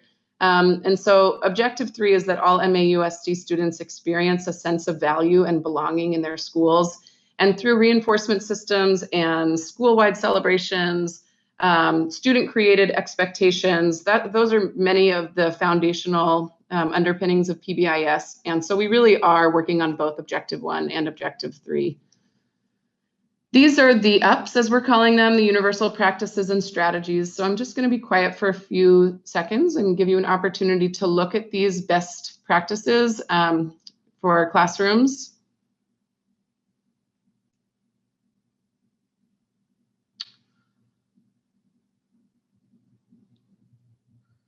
So this document is more fully fleshed out in its totality, but this is sort of some of the guiding principles of best classroom practice. So just a timeline of what how do we create these safe and engaging learning environments for students to be able to learn and grow and feel supported. Well, before 2019, PBIS was adopted and responsive classroom, the framework was used in our elementary schools. Last year, at a classroom level, we created the Universal Practices and Strategies Guide, and we also provided the trauma-informed training. We had training in dyads and feedbacks, and at the district level, we shared our MTSS system and continued implementation of PBIS through multiple trainings in multiple schools and as well as coaching. New this year is that we are anchoring our MTSS support plan. So if there's a student concern, teachers are able to really think through their universal practices and strategies and how to help support students. And we also have created an aligned self-reflection tool, as well as a walkthrough tool that we'll be sharing with school leadership this year, which is also aligned to the universal practices and strategies that teachers are engaging with. We're strengthening our MTSS at all levels, which also creates opportunities for ongoing embedded professional learning through coaching. And again, PBIS has been implemented. By the end of this year, will be implemented at all levels, at all school, including monthly PBIS meetings and data sharing. And the PBIS is, we're constantly aligning it with our MTSS system.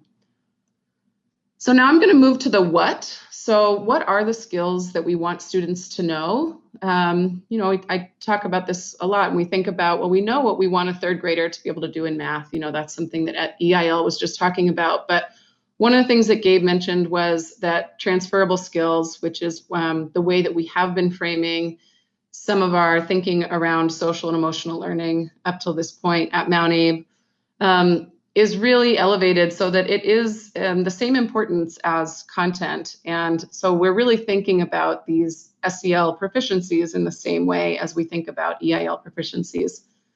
So in the classroom, this looks like direct and aligned SEL instruction and curriculum. Our kindergarten through sixth graders all have access to second step, zones of regulation, and Kelso's choice throughout the district. This year, our middle school is piloting second step. And we also explicitly are teaching SEL skills and connecting them to equity. And I'm going to talk a little bit more about that in a moment. School-wide, we are expanding our inventory of targeted SEL skill instruction and strategies. So we're really looking, you know, when we, up till this point, we didn't always define skills. And so instead we had a deficiency model and not a strengths-based model. So we would just see misbehavior and we would, you know, kind of retroactively be reactive to problems instead of actively teaching skills. And so now using data, we're able to see where students may need support in building skills, and we're able to target that support now that we are moving in the direction of really knowing what kind of skills we are hoping for our students to have by the time they graduate from MAUSD. So district-wide, sorry about that, oops. District-wide, we are using our SEL proficiencies for students and adults in a couple different ways. And for our adults, we are connecting these proficiencies to equity circles. So every time we have in-service and these SEL work groups, we are having equity circles. And that's why our groups of staff are the same every time so that they can get comfortable with one another and really have some of these important conversations with one another as they connect these proficiencies to different concepts that are important when we are addressing our own biases or trying to move to greater equity. So this is the objective one, which I already read, but I just wanted to show you that what I read up front really is what is of the SEL work, the SEL skills. These are the skills that we want students to have. And this is based on CASEL, which is the Collaborative for Academic, Social, and Emotional Learning, which is a foundational institution. It's been around for 25 years and has really been guiding SEL work throughout our country. Many different districts and states are moving in this direction, and almost all of them are using CASEL as a guide for district-wide implementation. So here we have that pre-2019 to 2020 guidance counselors at the K through 6 level did teach social and emotional learning skills through guidance classes, and the 7th through 12th grade level transferable skills were developed. Last year, counselors were really beginning to meet more often in order to align their lessons and move towards consistency so that students had the same access to information and language when they transferred to Mount Abe. At the 7 through 12 level, the personalized learning plans, which Gabe was just talking about, were expanded upon, and we began exploring SEL curriculum that could be used at the middle and high school level. For K through 12, MAUSD was creating transferable skills and SEL, looking to the transferable skills to create the SEL proficiencies. So I think we had almost 30 hours or so of all the SEL team and all the MAUSD counselors meeting to create drafts of these proficiencies based on guidance from many, many states, really dozens of resources that we poured through to find the best thinking. We also used a DESA screener, which is a strengths-based screener that finds internalized behaviors that students are maybe having internalized emotional experiences. However, we decided to pause that this year just because it's a teacher-led screener, and we weren't sure, based on a lot of uncertainties, whether teachers were going to have enough time to get to know their students consistently, especially at the 7th through 12th grade level. But really, we just had a lot of uncertainty and weren't sure that would be the best screener for us. But it was useful last year, and we may continue to use it in the future. We also used our SEL proficiencies that we had created with the counselors in curriculum camps with both elementary school and middle school teachers in June. This year, because we know how important it is that we are checking in on the well-being of our students because of the uniquely challenging aspects of this year. For the K through 6th grade, we have a weekly assessment screener which students complete. It's a super kid-friendly way for students to have conversations, begin conversations with their teachers, and also use strategies. It's really not just a screener. It also teaches some really great strategies to kids to help them manage their emotions. And we are continuing to align curriculum. Counselors are continuing to meet and do that work, as well as the SEL team. We, as I said, are piloting Second Step at the middle school. At the 7th through 12th grade level, there is a weekly well-being check-in as well, so that we are also giving students an opportunity to say how they are feeling, how they are doing, and then we have a response system in place for the counselors to check in on any students who may need extra support. And then at the K through 12 level, we are using these SEL proficiencies in our ongoing in-service work. We also have a broader range of curriculum-based targeted supports, and we're continuing to build that over the course of this year. And as I said, DESA is paused for this year. So just to talk a little bit about how did we build these SEL proficiencies, these are the 5 CASEL competencies that are in the orange, yellow, and green on the left. And on the right, you can see our MAUSD transferable skills that have been in practice in different ways and in development at Mount Abe for a while. And you can see that we created some alignment. There already was a lot of alignment between these CASEL competencies and the transferable skills. And then we continued to do research, and we continued to look at many other states' thinking. And the draft that we are currently using are these 4 MAUSD SEL proficiencies. And as you can see, the language is scaffolded. So for self-awareness, that's a great word for 9th graders, and I am is a great word for kindergarteners.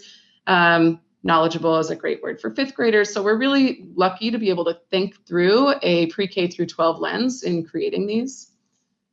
This is a sample, so you can see that this, if you've seen the proficiencies that are in use for expertise in learning for content areas, we are aligning our work with them. So this is, this looks really similar, but instead of it saying a student should be able to, divide whole numbers, it says that children can identify 6 basic emotions and love. And we are really trying to make these, because it is so new for so many teachers, as user-friendly as possible. So we will have strategies and sample activities at every level, and we're continuing to work on these this year. I just wanted to point again to the fact that SEL is not just an opportunity for our own self-growth, but is very connected to anti-oppression work and is a real lever for equity. And CASEL has done a lot of that thinking as well. So we have been sharing information with the Mount Abe Equity and Diversity Committee, and will continue to do so. And our work has kind of been magically aligned with what we're doing with adult competency around this, with what they're sharing with students, because really it's a natural fit, equity and SEL. So how will we use these? I've sort of spoken to this, but at the universal level, we really want to have consistent and scaffolded language. We want to be able to embed these proficiencies in existing units of studies, and also as we move towards PLPs at all grade levels, we will be thinking through the lens of these proficiencies. Also, for students who might need some more support, we have WIN blocks, HOW Labs, and FIT blocks as opportunities for targeted instruction, using these proficiencies as a guide now that we really know and can name the skills that we want students to have. And at the intensive level, this also helps us fine-tune intensive plans and really assess progress. Similar to what EIL shared, this is what our professional learning has looked like. We have ongoing PBIS learning. In August, we offered 15 different SEL aligned workshops, which teachers got to choose from, and all staff got to choose from.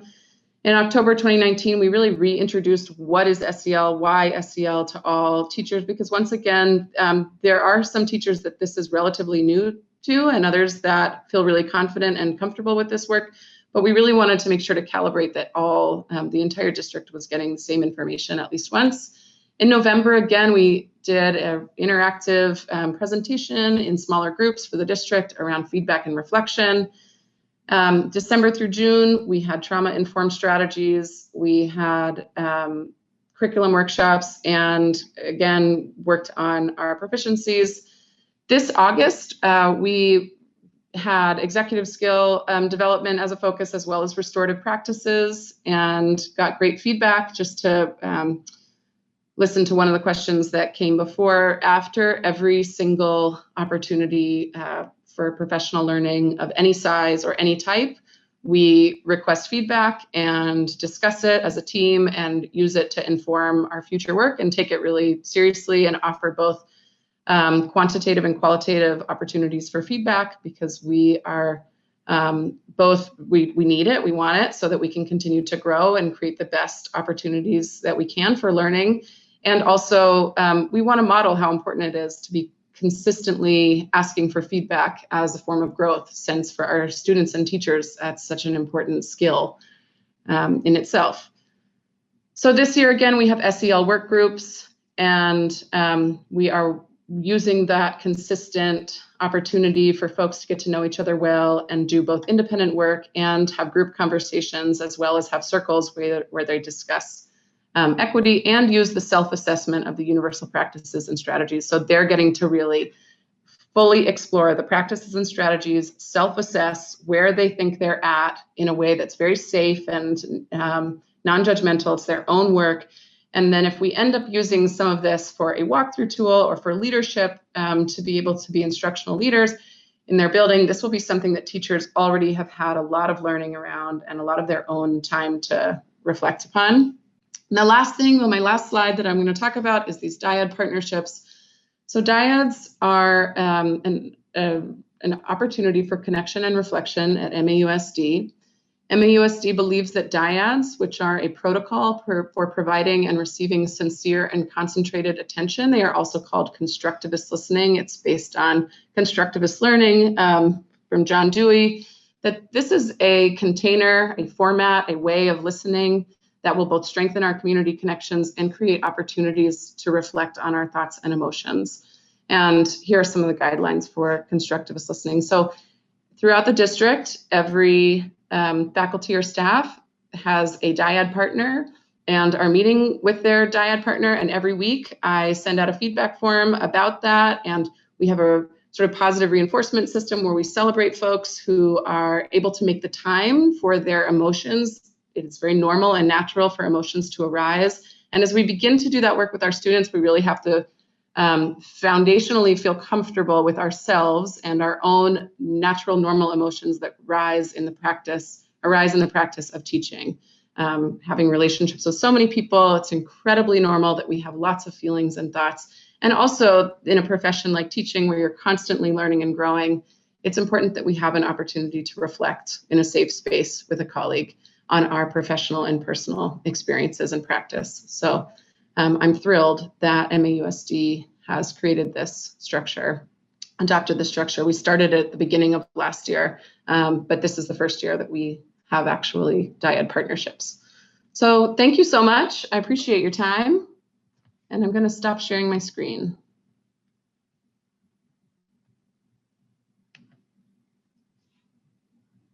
And I'm available for any questions.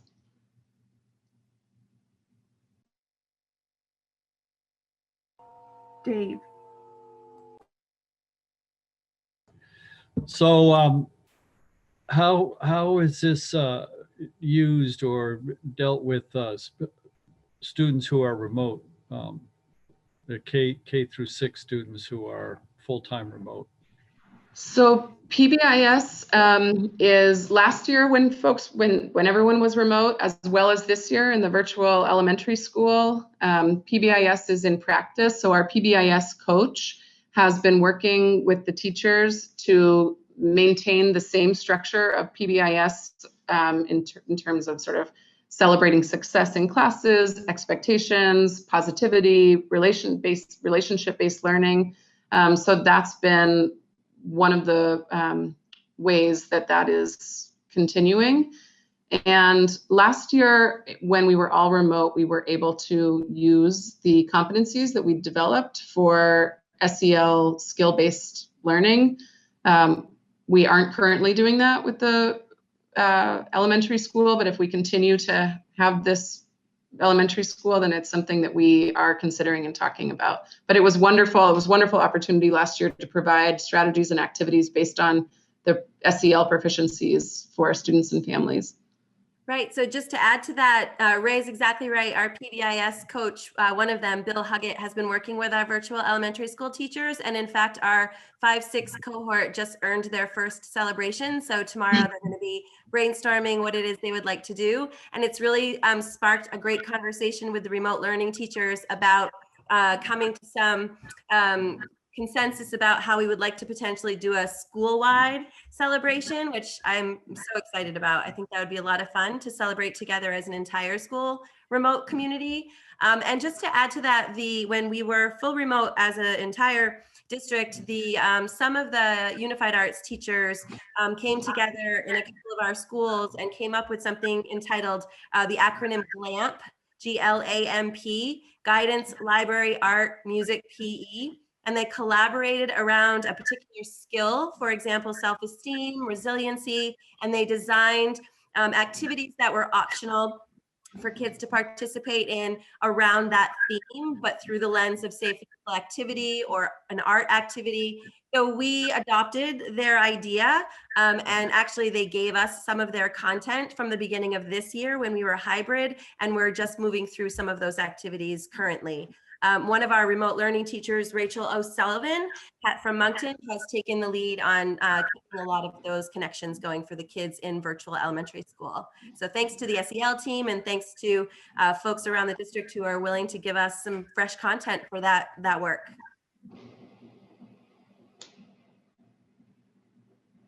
Sarah McLean. Yeah, Ray, I just want to thank you for that presentation. It was really interesting to try to digest all that information. I'd love to see that presentation again or have it sent to me so I can read through it again, but I really appreciate all that information. And I just want to say that as a parent, the focus on SEL as the kids have been coming back to school has been much appreciated.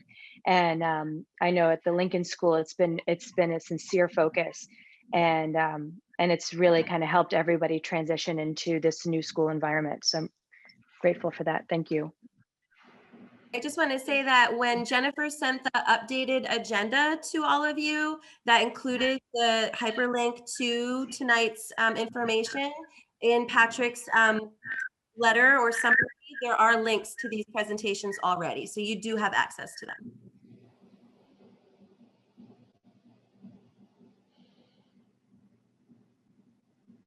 Krista.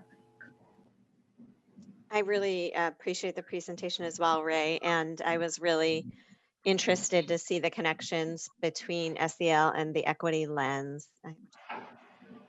Important and can't really be separated out. And I was thinking about the ways that you're checking in with students regularly and getting feedback on how they're doing, and thinking about my teenagers who are maybe less likely to share at any given moment what's really going on for them. And I was just wondering if there's any thought to doing any sort of school climate surveys, or, I know there's the youth risk behavior survey, but sort of like, how do you feel at Mount Abe? What's the vibe like? What's the environment like? Do you feel respected, appreciated, to get a real sense of for that group of kids, what their day-to-day life is like at Mount Abe and how that relates to their social and emotional well-being.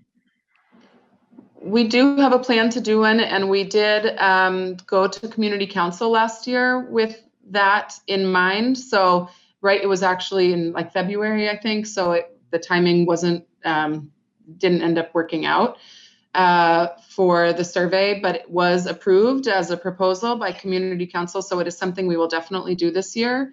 And really, we are looking at where we have the one we developed last year, and then we're also thinking through the fresh lens of COVID and what kinds of questions do we want to ask. And we have a couple different resources and references that we are working on. But yes, we are doing that. And there are, just to speak to, the ways right now, every advisory has an opportunity to do a circle. It's kind of that groundwork for any kind of restorative practice has to be some of that teaching. And so that's why we did that as a whole district this year. And Mount Abe has already been engaged in that. And our MTSS coach continues to support that work, making, kind of following up with it and creating circle prompts. Right now, some of that time is used, which is amazing, for the equity and Black Lives Matter flag raising, education opportunity. But there is an SEL lens to all of that as well, like I was saying. And then there is this survey that goes out once a week that is based on the proficiency, just a quick well-being check, because we were trying to find that balance of making sure that a student that maybe wasn't comfortable talking in a circle would at least feel like they could maybe, just in the comfort of their own computer, have an opportunity once a week to have to say, how am I feeling? And that their advisor would be checking on that. So, but yes, we will be doing a Mount Abe sort of culture climate survey, as well as thinking through the well-being lens that is really important this year. Liz, did you have your hand up? Okay, I think you gave it thumbs up.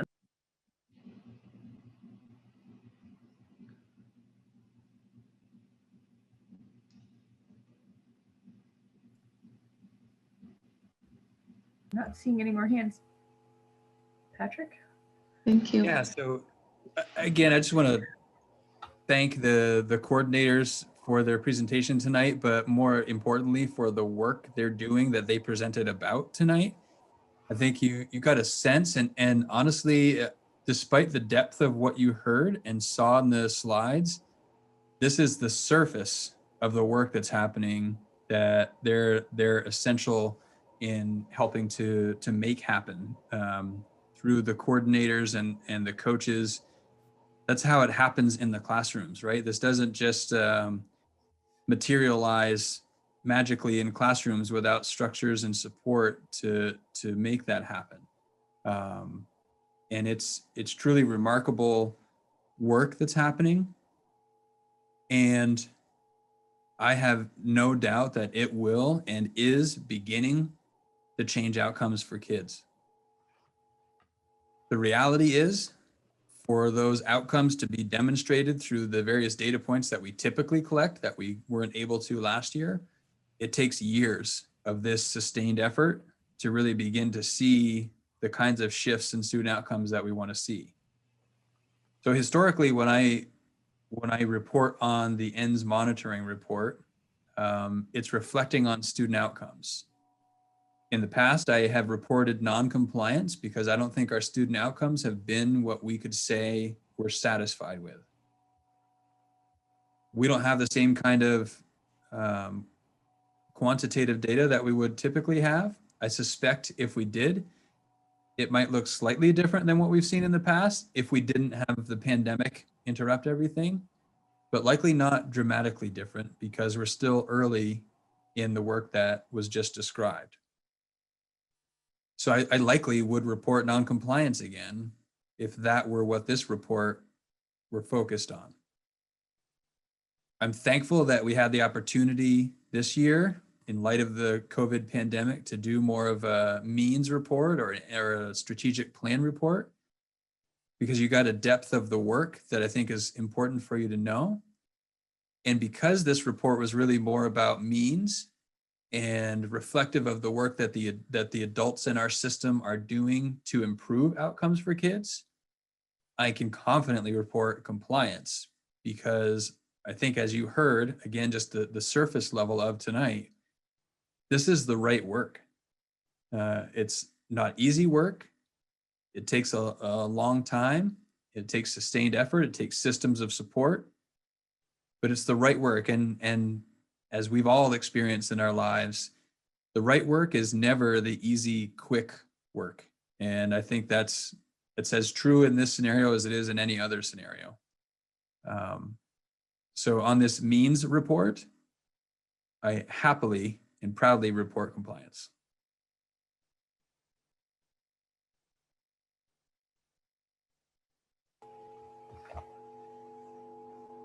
Thank you. Thank you all for taking the time to give us, a peek into what's happening a little deeper than we usually get to look.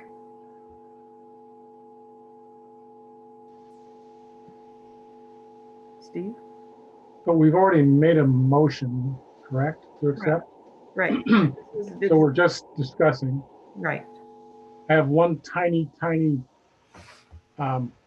grain to throw, and that's just to clean up the beginning of the monitoring report to remove some of the ANESU references.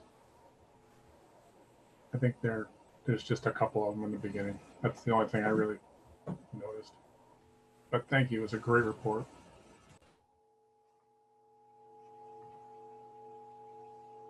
Any more questions or comments? Kevin? I would like to hear a little discussion about of my assumption. Maybe it's not going to be true, but my assumption with all the upheaval of last spring and continuing into the fall, how that's affecting students and what, if any, sort of recovery is recognized as being needed to support them, to potentially get them back on track, if you will. The other thing, I just want to make the comment, and Patrick did mention it about the hard data, but we can't lose sight of the fact that as unpopular as they are, at least at this school district, maybe other ones, that the test data that ends up on every internet site you can imagine, for whatever reason, that we're compared with is still out there and still real. And even with the innovative systems that we're looking at migrating to, it helps the student undoubtedly, but does it help that community perception, not in our community, but our surrounding communities? I guess in response to the first question, there is no question in my mind that this COVID pandemic and what the spring needed to be in terms of remote learning, what the fall was, it still is at the secondary level in terms of a hybrid model. There are some exceptions to this, but by and large, this is damaging to student outcomes. It's damaging to students from a social and emotional frame, for sure. And it's for sure damaging from an academic perspective. The follow-up to that was, so, and what are we going to do about that? How do we help students recover from that? The answer is the same way we've helped students recover within our system of supports, even pre-pandemic, right? We had students struggling pre-pandemic, and we have a really robust system of supports that really supports students at all levels. It supports students at the core instruction level, or tier 1, which is through coaches helping teachers implement best practices. That's sort of a proactive preventative measure to ensure that that core instruction is as strong as it can be to help minimize the impacts felt from COVID, but also to help prevent students needing additional time and support to meet the standards. Then we have, you heard in one of the presentations, the use of win time. It's what I need. That's the term that's used at the elementary level. At the secondary level, there are how labs, and there are, help me with the term. Fit block, flexible instruction time. Flexible instruction time. That they're sort of the equivalent to the win at the elementary level. The idea being that students who need a little more time and a little more support, that's built into the schedule. So there are, whether it's a classroom teacher working a little differently with students to provide that additional time and support, the structures are a little different, but that's that next level of support that students may need if they're struggling. And then lastly, students that need more intensive support because the data suggests that their needs are greater than what can be met from a combination of tier 1 core instruction and tier 2 targeted instruction, receive both tier 1 and tier 2 instruction and intensive intervention. That's where our move recently to increase the number of licensed professional interventionists to work with students comes into play. And of course, our special educators that we've had in place for a long time. So that system of supports through each of those 3 tiers really is what we lean on, and is what ends up working overtime when we have something like this global pandemic that exacerbates needs within the system. And we have processes through the EST process, that's our educational support team, where we're looking at student data. We're looking at various screenings that tell us which students are not where we'd want them to be. We then use that data to make some decisions about what interventions are needed. And we have people that are specially trained to work with students to meet those needs based on that data. And then we monitor their progress really carefully to make sure that the interventions that we have in place are making a difference in moving students in the direction we need to see them moving. So sort of a long-winded way to say we help them the same way we've been helping students with these systems that we've put in place. And I think your point about the data is a really good point. We have historically wanted to dismiss, in some regard, data like the NECAP or the SBAC that we've had, in part because it doesn't tell us what we want to hear. We haven't historically had great data on those data points, which makes it desirable to sometimes dismiss. I bet if they were the best in the state, we wouldn't be dismissive of them. Having said that, they're not the be all end all, but they're part of our story, and they're an important part of our story. And that information is data. It's a data point that's useful in combination with a lot of other data points. So I agree, we have to take those seriously. They are real. They are given a lot of weight. And we use them in conjunction with others. I don't know. I think I hit on all your points, Kevin. Let me know if I missed something. Krista? I think that I wonder if this is a time where, since nobody has robust data on standardized tests anywhere from last year, probably for this year. And so, and I'm probably in the camp of folks that think it's maybe not the best indicator of student growth. That's maybe not the whole story and maybe not the best story. And so I wonder if we can use this time to better share all of the things we're doing to support students to continue to grow and to really tell that story really well. And I think in doing that, it maybe helps put less prominence on these standardized tests that, or one size fits all, or one size may not fit many. So, I'm thinking about the community engagement piece and about how great it is to hear all of this rich information about the work that's being done in our schools, and how I'd love for this to be shared out with more people. And I think in doing that, and in really being able to demonstrate all of the supports in place for students during this time, it can only be helpful to us, and show that our outcomes are more than just ECAP scores.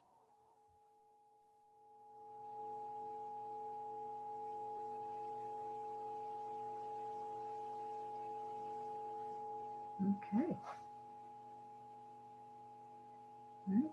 Seeing anybody else with hands up. So thank you again, everyone, for your work and in presenting tonight. We really do appreciate it. Thank you.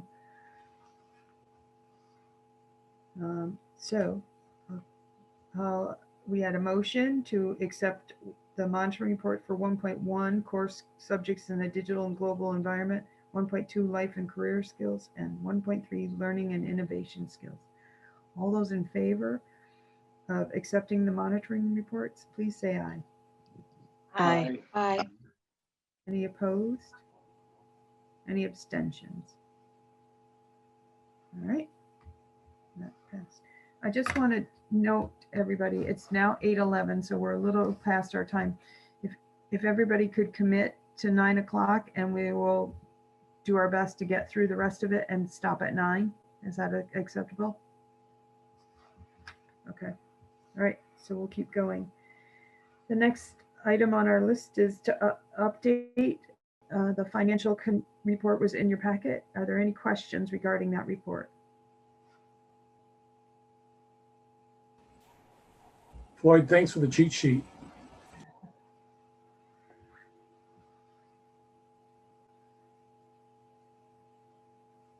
All right, not seeing anything. We're going to keep moving along. Next is a discussion around budget projections. Patrick, do you want to start us out with this discussion? Yeah, I have a presentation that I'll walk through really briefly. It's information you've heard for the most part, with some updated figures in light of the hold harmless, et cetera. The intent of this is to give you some context. Again, this is all really preliminary. We're in October still. We haven't really received any information from the state. But I think in terms of you have an agenda item later to set a budget target. And that's historically what we do in October. And I think it's important for me to give you whatever context I can with information that we have to help you make an informed decision about what that target should be. So I'll share my screen, and I'll walk through that presentation really quickly, answer any questions, and hopefully that gives you what you need to have an informed conversation when we get to that agenda item.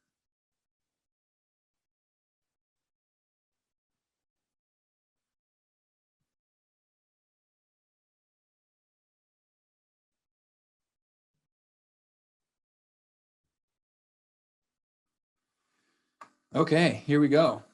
So first off, I want to just highlight some assumptions that are made, and I'll preface this by saying there are many assumptions. Again, we're really early in the process here. And I have to move all your little faces here so I can see my screen. So some of the assumptions, we have a number of positions this year that we did not fill, that were budgeted for because people left for a variety of reasons after the budget was approved, and we chose not to fill those positions. We also do have at least one-year position that we aren't anticipating to fill next year. And that combination ends up being 9.8 FTE of effective positions that are cut without needing to RIF anyone. So as you look at these figures, know that that's there. And those are 8 professional staff positions, 1 support staff position, and 0.8 administrator positions. This presentation also assumes that our equalized pupil doesn't change as a result of the hold harmless. That's not a for sure thing. The hold harmless is on our ADM, or our average daily membership, which is a driving figure in a formula that produces our equalized pupil. The equalized pupil formula is really a statewide thing, so it could still have an impact on our equalized pupil count, which is really what matters most in terms of our spending per pupil. But this assumes that that equalized pupil stays the same as a result of hold harmless. We'll see what our actual equalized pupil count ends up being. We do have a projected $966,229 of fund balance from FY20. I think I put FY21, but it's really FY20. And that's a result of several positions that were not filled. So we'll talk about my recommendation for what we do with that money in a minute. It does assume, we have a projection on what the spending threshold would be, and we have some projections about what revenue will be. So those are some of the assumptions behind the figures you're going to see. So with that fund balance of about 966,000, my recommendation is that we place as much of that fund balance as possible into our reserve accounts, primarily the capital reserve. And we use whatever we need to from that to stay about $50,000 under the spending threshold. Some of the reasons why I think we need to put that money into those reserve accounts, in particular the capital reserve, is we know the Mount Abe roof needs to be replaced. It does have some leaks that we're chasing currently. It's at the end of its life, and it's anticipated to be in the neighborhood of $750,000 to replace that. We also know the main electrical into Mount Abe is the same age as the building. It is in need of an upgrade. That's anticipated at about $1 million. Both of these items are on the capital improvement plan that has been shared in the past. And those are obviously high dollar upgrades and repairs. So to put this money that's effectively already been approved and paid for by the voters into a capital reserve to do this is a really, really wise use of taxpayer dollars. Certainly better than sort of returning to taxpayers at no, with no necessarily increase on that investment, and then having to bond for that money or put this work off, which could end up costing a lot more than what's projected here. The other benefit to using as little as possible from this fund balance is when we don't apply a fund balance to offset taxes in one year, that means the following year, any money that we do use to offset taxes is sort of new revenue, and it really helps us. When we use a lot of money from a fund balance to offset taxes, and then in a future year, we can't sustain that amount of money, that effectively becomes a decrease in revenue, which really hurts us. With the hold harmless, FY22, between the hold harmless and the positions that we didn't fill, FY22 is looking in really good shape. That hold harmless for our decrease in pupils goes away. And in FY23, we're going to need to effectively be making up for FY22's drop in equalized pupil and FY23's drop in equalized pupil. So FY23 is shaping up to be a really, really difficult year because we're effectively making up for the shortfalls of 2 years in one. Adding to that, our home study enrollment, last year we had 31 students in the district that were enrolled in home study, which means they are unenrolled from our schools, and we don't get to count them in our student count that produces our equalized pupil. This year, that number's at 79. So it's almost 150% increase in our in our home study numbers. So we hope most of those or all of those students return to our school system post-pandemic, hopefully the start of next school year. We have no way to know how many of them will return. So that's out there, and it's a concern. That would be in addition to the students we were already projecting to not have. So all those reasons, that's why I recommend that we use as little as possible of the reserve fund to offset taxes, or of the fund balance to offset taxes, and put as much as we can into the capital reserve. So if we start looking at the figures now, and so with our current projections, we're anticipating that we would need to use about 100,000 of that fund balance with the hold harmless to stay about 50,000 under the spending threshold. I'm going to move the little boxes here again. So what you'll see here is, again, in light of those 9.8 FTEs that are budgeted in FY21 that are not moving into FY22, none of which require a RIF, that equates to a 0.5% increase in spending overall and a 2.6% increase in our cost per pupil. Historically, those numbers are pretty favorable. They're less than what I would say the last few years have shown in terms of increases in spending. And that does so with only using 100,000 of the 966 in fund balance. And so you can see in this scenario that puts us about 50,000 under the spending threshold. You can see here what that does to the tax rate. I won't dwell on this because really it's about the dollars that produces that I think resonates with people. So again, oops, sorry about that. So again, we're looking at, with that proposal of using 100,000 of the fund balance with the hold harmless, you know, in the upper 50s to mid 60s per 100,000 of assessed value. And as has come up in other conversations, it is about 1/3 of Vermonters who pay their property taxes based on the assessed value of their home. It is true that when taxes per 100,000 of assessed value go up, for the 2/3 that pay based on income, taxes also go up. They just don't go up the same amount. They go up various amounts depending on what the family's income level is. But there is no question that spending more on education equals increased taxes for everyone. It's just how much the increase differs. I wanted to also share with you, because historically, at least last year, and I think maybe the year before, we've applied 500,000 of the fund balance to offset taxes. So basically, if we use the same fund balance year over year to offset taxes, that has a neutral effect on our revenue. I'm proposing 100,000 of the fund balance be used, which would have a negative impact on the revenue. But as you saw, it still produces spending per pupil and overall spending figures that are pretty favorable. But I thought it was important for you to see, if we continued with past practice, we would be about $450,000 under the spending threshold.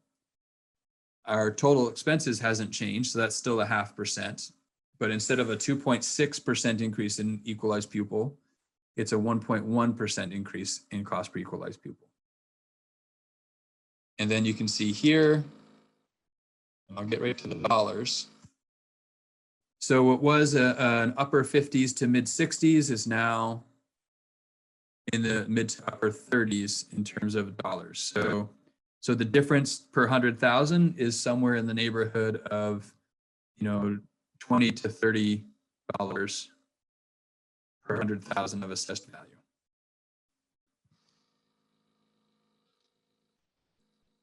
I also wanted to make sure to point out, if we didn't have this hold harmless factor, and we use the same 100,000 that we were talking about in that initial proposal, again, our spending hasn't changed. That's still a 0.5% increase. But the increase in the cost per pupil goes up to 5.24%, and now we're $565,000 over the spending threshold. So again, without the hold harmless, this would be our reality. So we'd be talking about the 9.8 FTE positions that already aren't included. And we'd have to find probably another, I don't know, 6, 7, 8 positions more, depending on what positions we found, to meet this budget target, so that we can change that $565,000 in the red to 50,000 in the black. Those positions that we don't have to find this year because of the hold harmless get tacked on to the positions we have to find to build FY23 when the hold harmless goes away. So we'll continue to look to take advantage of attrition that's created to soften that. But I think it's important to foreshadow FY23 as we're talking about FY22, which is pretty typical. We tend to look a year out beyond the year we're building as well to contextualize everything. And then to put that in perspective, and I'll get right to this point, this is what the tax rate would do. Again, this was in the same scenario with the hold harmless. This was upper 50s to mid 60s. Now you're looking at, plus or minus 100 or even a little over 100 at the 107 in New Haven. This is before the tax penalty for overspending. When we add in the tax penalty for overspending, what was, and actually I take that back, it was the upper 30s, I think. Let me go back to the proper one. So this is the comparison, right? So upper 50s to low 60s. Now compares to plus or minus 100 without the penalty. And then when we throw the penalty in, it's in the neighborhood of $140. So that kind of, I think, sheds a little bit of light on the impact of spending over the threshold, which is something we've talked about in concept. Just put some projected figures to that. So that's a pretty quick walk through our financial situation. If I were to summarize and sort of make my recommendation, which you can think about and you'll have an opportunity for action in that agenda item in a few minutes. Right now, based on what we know, which for sure will change, really it's use as little as possible of the fund balance and stay under the spending threshold by 50,000, which I think we can very reasonably do with the positions that we didn't fill without the need to make further reductions. Again, there may be opportunities that present themselves or maybe other reasons to make some of those changes, but they won't necessarily be financially driven for this next year.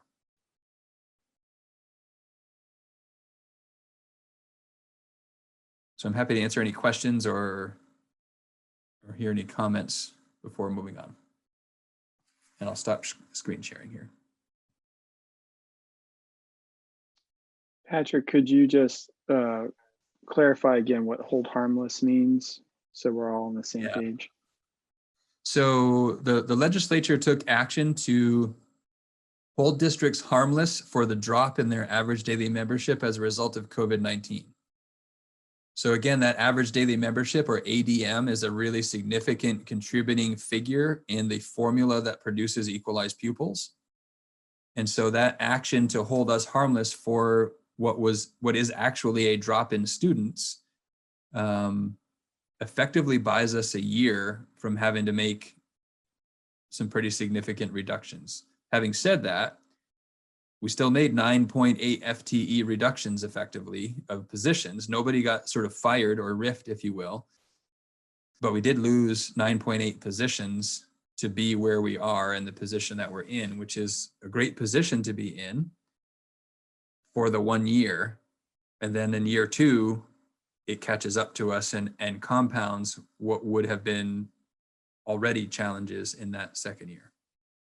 Because the presumption is that hold harmless goes away and the actual drop in students for FY22 is added to the actual drop of students in FY23. And then in building FY23, we have to account for both years drop in students, which could be significant. Another piece that's looming out there that's going to be, I think, a focus of the legislative session that's coming up is the weighting study.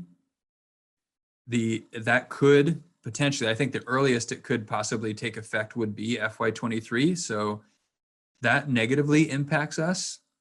Early projections, sort of back of the napkin, was potentially in the neighborhood of 1.5 million to the negative in terms of an impact on our budget building.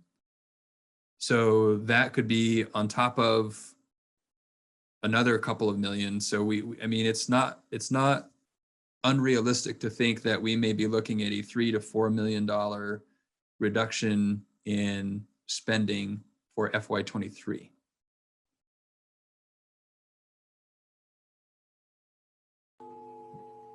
Dave, did you have your hand up? So first is about the impact on taxes.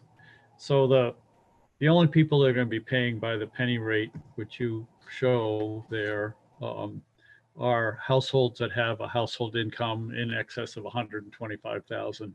Given that the average in Addison County household is around $60,000 to $75,000, you could have, instead of that column or next to that column, you could say this would impact a family making a household with 75,000 of income. This would be such and such a dollar tax increase. And so that would be applicable to many more of our citizens than that number about how much a $100,000 value house would increase. My second question is, or my question is, at one point, there's a revenue in one of the graphs you showed, and it's kind of been a roller coaster. I think in 18, it was 800,000, and then it to the plus or minus, and then the following year reversed the sign from minus to plus, and then again in the following year, and then this year you show I think a minus $500,000. Why the roller coaster, and what's happening at the revenue side? Yeah, I would say that there are multiple factors. The two main factors, and I would say they make up the lion's share, and Floyd can weigh in on this too. The amount of special education spending is significant, because the amount of special ed spending is a significant driver in the amount of special education revenue we get.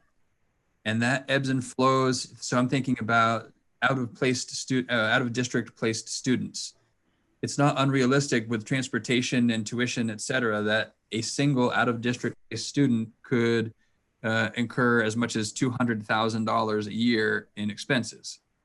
So you take 2 or 3 students swing one way or the other, and then you factor in that we get 90% of extraordinary costs that exceed 60,000 reimbursed. That has a significant impact on what our revenue would be year over year. The other driving force would be what we do with a fund balance. So you mentioned the $500,000 swing this year. We applied 500,000 in revenue from the fund balance last year to offset taxes. I'm proposing 100,000. So there's a 400,000 swing right there on the revenue side. So those are the two driving forces. I don't know if you had anything to add to that, Floyd, or concur. No, I think that's the clearest explanation. Thank you. And Krista, you had your hand up. Thanks. So I had a couple of questions about the Capital Reserve Fund and what's in it now, and if we put that amount that you're recommending in it, would it cover completely the roof and electrical at Mount Abe? So we have about 600,000 in there right now. We haven't had to touch that yet. And if you recall, the Capital Reserve Fund requires voter approval to spend money out of it. The Education Reserve Fund, the board has authority to spend. Capital Reserve can only be spent on facilities improvements. Ed Reserve has a lot more latitude in what it can be spent on. So they serve different purposes, have different procedural aspects in terms of how they get spent. But we have 600,000 in there that was placed in there, I think 2 years ago. Last year we put money and created the Ed Reserve, so we didn't put any in the capital. If we put, let's say we put 800 of the 966,000 in there, that puts us at about 1.4. We're still short of the electrical upgrade and the roof. We can get one or the other done with that money. And maybe if we use some of the general fund dollars to supplement it, we could get both done. In all reality, we'd want to be prioritizing what gets done when. So if we can get one of them done 1 year and we have money still in that reserve fund that we could hopefully grow in the second year, that may be another approach to get the other project done. And there are many, many other projects. And unfortunately, almost anything you try to do in a 170,000 square foot building costs you about $1 million. I'm coming to grips with that. whether it's HVAC upgrades or electrical upgrades or et cetera. It just comes with big dollar signs attached to it. So yeah, I guess that's the short answer. No, it wouldn't get them both done necessarily. Maybe if we use some of the general fund as well, we could. We'd have to sort of weigh everything else that we're trying to get done with the general fund dollars with that. Steve? When you say general fund, Patrick, you're talking about the $1 million we normally put in the budget? Yes, exactly.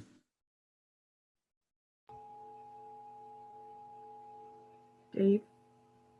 Let me see if I can remember my question. So I completely support putting the money in the capital reserve. I had a question which slipped my mind, so I'll raise my hand again when it reoccurs. I'm here all night. No, we're not here all night. Krista. I have a comment, I guess 2 comments. One is that I think it sounds like if we do what you're recommending with the capital reserve fund, we're making a significant effort in Mount Abe as a building. And so I think we need to recognize that in light of our planning process. And then the other thing is, in light of the need to get off this call in a reasonable amount of time, I'm not sure I'm comfortable setting a budget target. I feel like this is a lot of information to digest. I still have some questions. And I'm just wondering how that hamstrings your process if we don't set a specific target tonight. It hamstrings it pretty significantly because otherwise it basically shortens the window in time by a month for me to hit whatever target it is you're setting. Historically, the target has been stay under the spending threshold. I mean, it's been almost that simple. I think that kind of a statement is all I would need to know that that's what we're going for. If the board was comfortable making that kind of a statement, then that satisfies the need. If the board was thinking be $1 million under the spending threshold, that's very different. And not having that additional month to try and hit that target would be problematic. Okay, that helps clarify. Sarah McLean. Yeah, I wanted to just echo what Krista was saying. You know, we're over 2.5 hours into this like very compact meeting, and this is the budget projections are going to dictate where we're going with the future. All these conversations we've been having with our community, a lot of the attendees that had been, you know, watching this meeting have left, and I would just like to make a note. And my brain stops working after 2.5 hours. Just moving forward, when we talk about budget projections, if we needed its own meeting, I would support that. But yeah, this has been a compact meeting, and this seems like a very, very important action item. And I'll try to clarify. So I provided a little bit more information tonight than I typically would in October, simply to be transparent and share, like, this is what we think is the, like, you don't have to make any decision about what to do with the fund balance right now. You don't have to, like, and again, these are projections on top of projections. These are going to evolve as we get, you know, tidbits of information from the state in sort of drips and drabs. All we really need right now is a direction. Like, if the direction from this board is stay under the spending threshold, that's all I need. You don't have to weigh in on like, we can make decisions later about use of the fund balance, et cetera. I just wanted to plant the seed, let you know what my thinking is, let you know what we think the numbers look like, and to start that sort of process in the back of your mind of thinking that over. There's no hard decisions tonight. It's just, I have to have some direction of where to go. Sarah LaPearl. So can I make a motion to have the budget stay under the spending threshold? You can in a little bit when we get to that action item. Okay. That's all you. And Dave, you had your hand up. I remembered. You mentioned HVAC as projects needing to be done. Did we get, or are we expecting to get some federal fund pass-throughs to deal with HVAC issues in the district? And what's that going to amount to? Yes, we are. And I'm not remembering off the top of my head what those dollars are. Maybe Floyd has it off the top of his head. We're in the $160,000 that we're going to get reimbursed. We had projects in excess of that approved that we could have gotten money for, but the pipeline is too narrow to accomplish these projects by December 30th. So that money isn't going to be available to us to use for us to get these projects. It's a problem across the state, not just us, that the bandwidth for the HVAC contractors is really tight. So basically, because we can't get contractors to complete the work by the end of December, those federal funds can't be used, which is unfortunate. And to give you a perspective, again, sticker shock, right? On a big building, we got 160,000 in this grant toward HVAC, which is great and it's helpful. Floyd, how much did it cost to clean the ductwork at Mount Abe? 86,000. So that gives you a sense of Thank how you. far 160 grand goes in a building that. And our thought process runs along these lines, that we can buy hardware now through this grant, and we may not be able to get the labor side of it worked through the process. And we're looking at how can we move monies around to pay for that labor on the other side of December 30th as a responsible use of the resource. Meaning, let's spend the money on the expensive hardware side and then look to go ahead and do the installation on the backside.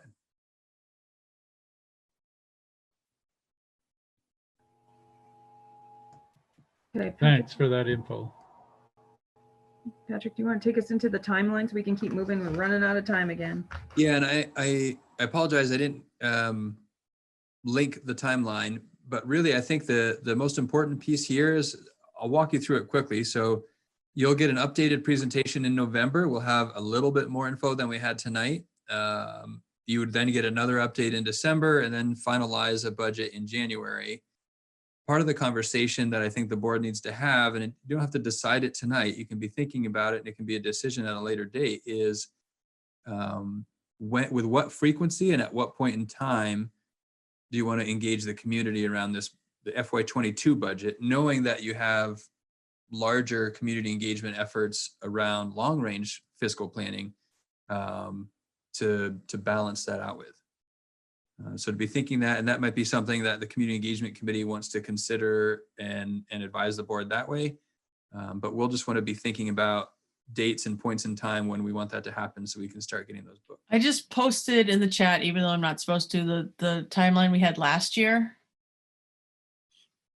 So people can see that. And do we want to replicate that? So that will now have to be included in the meeting minutes. That's fine. Yeah, we can do that. Speaking for myself, I'd rather have more frequent, shorter meetings. I really fade after a couple hours, and instead of trying to pack so much into our monthly meetings.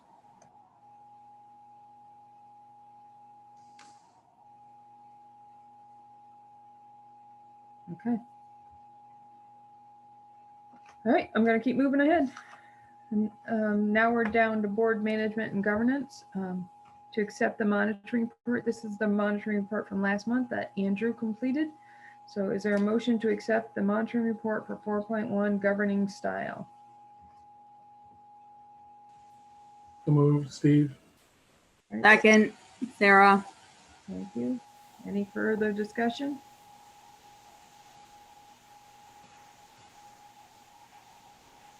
All right, all those in favor of accepting the monitoring report for 4.1 governing style, please say aye. Aye. Does Kevin have a comment? Aye. Are you saying aye or you have a question? Okay. Any opposed? Any abstentions? Okay, thank you, Andrew, for doing that. Next is an action item to set the budget target. As Patrick said, the budget target could be as simple as staying under the threshold. Sarah, did you have something you wanted to say? I think that I make a motion that we set the budget targets be under the spending threshold. Okay, that's I'll Sarah. second. And Andrew. Andrew, any discussion? Rob?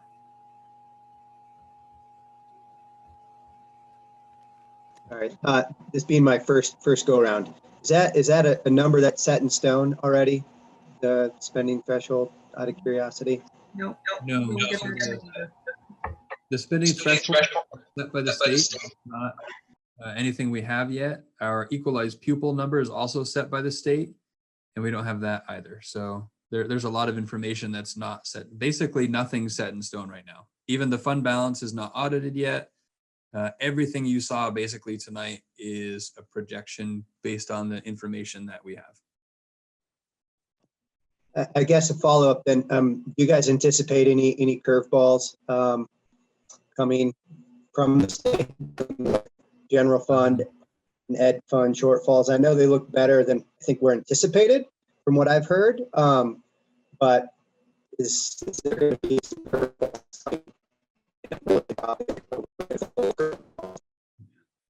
I guess I would respond to that by saying I expect a breaking ball of some sort. I don't know if it's going to be a curve ball or a knuckleball or a screwball, but we always get something.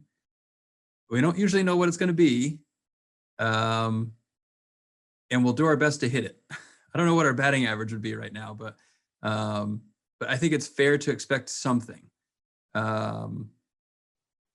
because historically we have. One thing we know, for example, this budget assumes a 15% increase in healthcare premiums, which is initially what we were kind of thinking in terms of, with the higher costs settlement that ended up happening at the state level. Initial projections are saying that we could probably be safe budgeting something lower. So we'll continue to take a look at that. So health insurance tends to be a bit of a curveball. Although in this case, we're feeling pretty good about hitting that curveball in light of what we are hearing. We'll see what actually happens. But that's one like that could be I don't know, a $50,000 to $100,000 swing right there, going from 15% to 10%.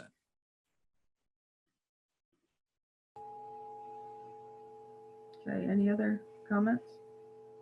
And that's sort of why I recommended that we use as little fund balance as possible. I couldn't tell you specifically how many dollars of the fund balance we should use right now because there are still too many moving parts. Andrew.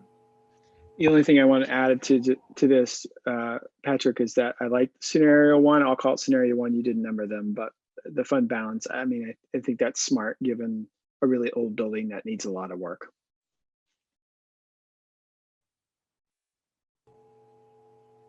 Okay.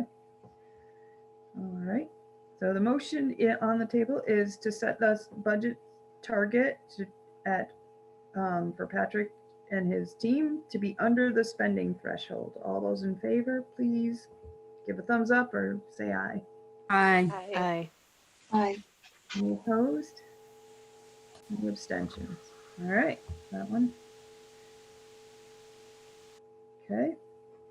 Next is an action item on the career change incentive. And before we take any action, Patrick's going to give us a recommendation.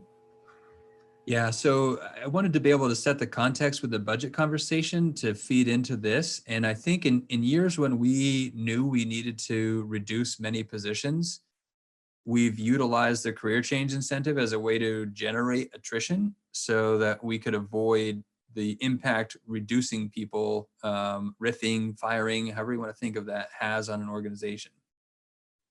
As I think I've laid out, we are not anticipating a need to reduce in force or fire anyone this year. So because of that, my recommendation is that we not offer the career change incentive. And when I think about this in the larger context, in anticipation of an FY23 budget building process that doesn't look very promising, this tool for creating attrition is more effective in FY23 if it's not offered in FY22. When we develop a habit of offering this career change year after year after year, the more consecutive years, the less effective a tool it becomes. So for all of those reasons, my recommendation is we should not offer the career change incentive at all to anyone this year.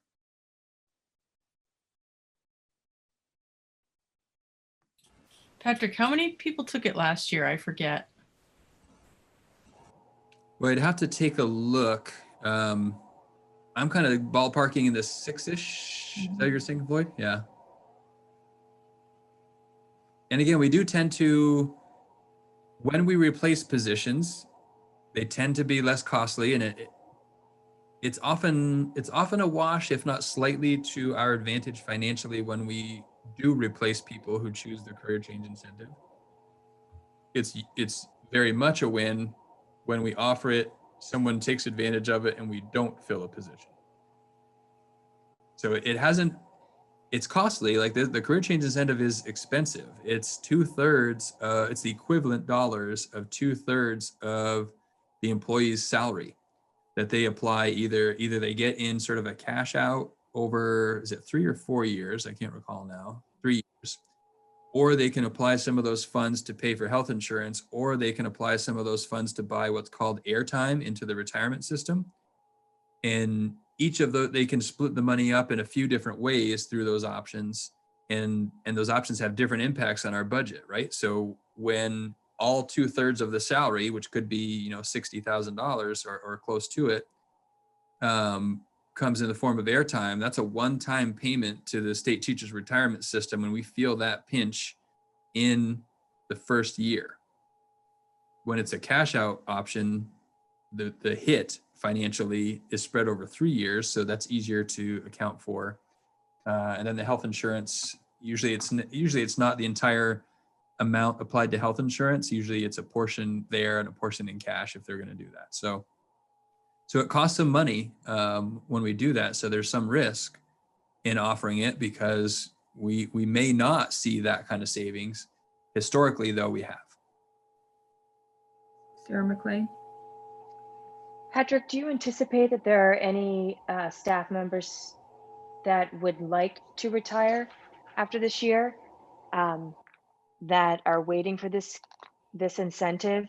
And I just wonder, it's already like a highly vulnerable time for specifically older staff members that I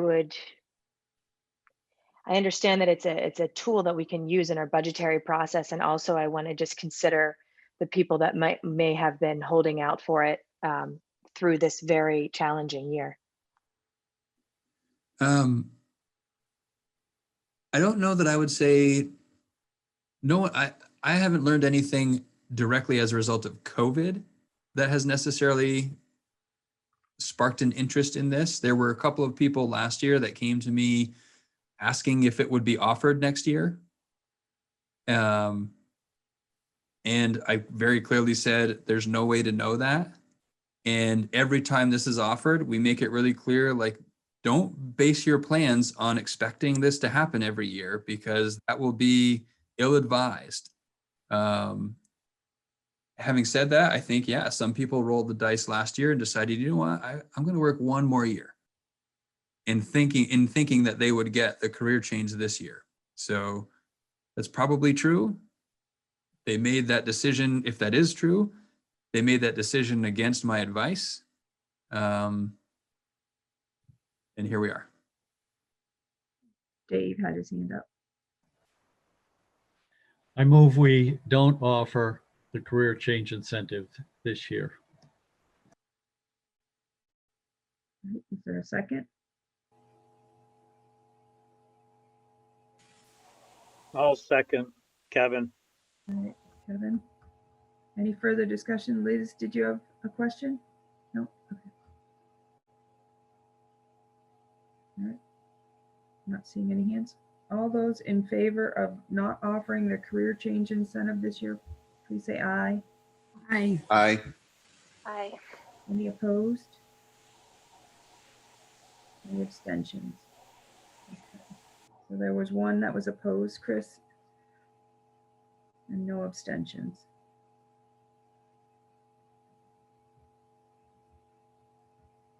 And before we move on from this, it's related to the career change and it's related to the budget.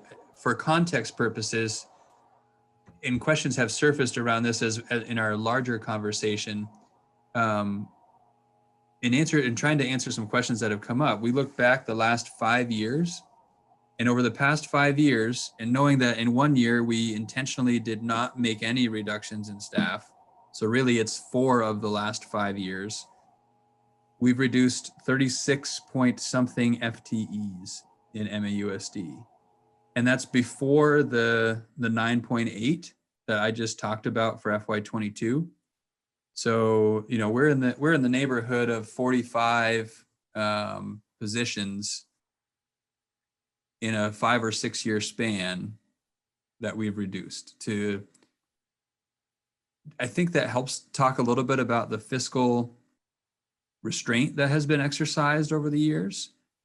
And I think it helps inform what the next several years could bring and what that looks like and could feel like. I think it's also to contextualize it by saying projected FY22 spending is 4.8% higher than FY18 budget, which I think also helps to our, and again, one of those years was a 6 point something percent increase in spending. So I think that tells the bigger story about the fiscal restraint, about efforts that have been made to be responsible with taxpayer dollars, and our ability to foreshadow financial challenges and the work that we've done to overcome those challenges.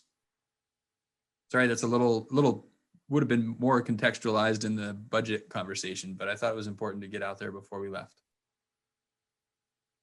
Thank you. All right. We're moving on to the update from the Community Engagement Committee. And Krista, you want to add anything? There's a link to that update. Yeah, and I just wanted to point out, and I'm not sure if she's still on the call, but I wanted to point out the revised timeline that is referenced, that it takes into account that we've decided to survey the community after Patrick provides his recommendations to the board at our special meeting. And when you look at that timeline, you'll see that it includes community engagement to happen after that special meeting, and also the survey. And so while it's still a work in progress, what that engagement will look like, I just want to make sure folks know that we will be providing additional opportunities for dialogue with the community, which will also be accompanied by, hopefully some more tangible information that accompanies Patrick's recommendations. The other thing I wanted to point out is that we've gotten lots of great feedback from the board and from Rob's wife Meredith on the survey, and with this new timing, you can see the draft that we've put together. There's still some wordsmithing that needs to happen with it, and still a couple of lingering questions. But I just wanted folks to be able to see where we're headed with that survey, which is to first identify for people what the different broad options might look like, and provide a little bit of context to those options, and get them to provide feedback on those without having them tied to a specific recommendation. Then we'll ask people to prioritize the core educational values that were articulated last fall. And then we'll ask for feedback on the specific recommendations. So it's deliberately laid out that way. Again, there's still some wordsmithing that needs to happen, and trying to figure out that balance of making sure people have enough information to really understand an option without creating this really burdensome text that most folks are not likely to read in depth. I think, and Rob may want to add other comments on there on the survey as well, because he and I have been working on this. I think what we would invite people to do, considering the time and where we're at in the process, is if you have any additional feedback on the questions, to please email those to me. But the last thing I wanted to mention is that we are going to do this both electronically and a paper version. And it will be turned around pretty quickly after Patrick makes his recommendations, because we're going to have to send things to the printer, and that takes a little bit longer. We'll probably do the electronic version right after the survey is finalized, and then the paper survey will come out a little bit after that. And Patrick has offered to have some of his staff to help us with data collection and in that part of the process, which is great and much appreciated. And we can figure out what information we want to put in video 3 over the next couple weeks, I think, and then get that rolling so that people have the information they need for the survey. So they kind of have to be linked, I would say. Yep. Sarah? Yeah, I'm curious, is there ever going to be an opportunity for the board to have a conversation about the feedback that we've received from some community members, or debrief on the town halls, some of the questions raised, some of the emails we've received, the op-ed and the Addison Independent? That's one question I have. And then I also am curious of how the community engagement is collaborating with the facilities feasibility study, and if there's been any collaboration that has happened yet. I'm just kind of the timing is the train is moving, has left the station, and I don't know. It seems like we have the facilities feasibility, we have the administration, we have the community engagement, and I'm wondering when these seemingly siloed processes will unite, and then we can have a more comprehensive, I can have a more comprehensive vision of the work that's being done. I could speak to that. We have been, I mean, Kevin was at our last meeting, right? And or was that the community meeting? But so their meeting is Monday, and we'll wait. I'll be watching that meeting. We'll wait until after that meeting to certainly start creating video 3 and what information. So I think right now we are engaged. Both committees are engaged together in getting information out, and but we don't have all the information yet, so we can't get it out till after that meeting.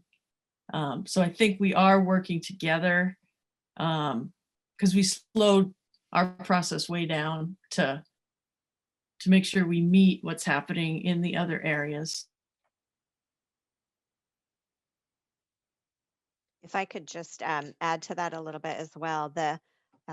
Well, first, to your first point, Sarah, about how we can incorporate some of the feedback and letters from different community members. That is something that I would like us to talk about, which is to see what space we might make available for community partnerships and creative approaches to this. And that's a longer conversation. And I think, clearly we're out of time tonight, but one that I think can be talked about first, maybe at the Community Engagement Committee.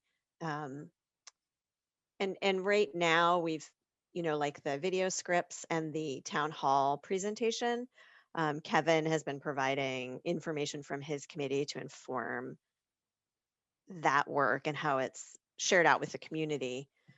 And I guess once his work concludes, we're kind of bringing that into together with Patrick's recommendations. And then that's what we're going to go back out to the community with to get additional feedback. So it's kind of like it is sort of a parallel process, but I guess the Community Engagement Committee is charged with getting the information out. And so as much information as that committee has provided, we're trying to get it out. And that's about the level of collaboration at this point. Well, and the other thing to point out is that the community engagement, Krista, Kevin, Patrick, and I meet every 2 weeks and talk with Sue and go over things and work to integrate all of our information together when we're doing work. So it's not something you see in the front of the scenes, but it's going on behind the scenes regularly.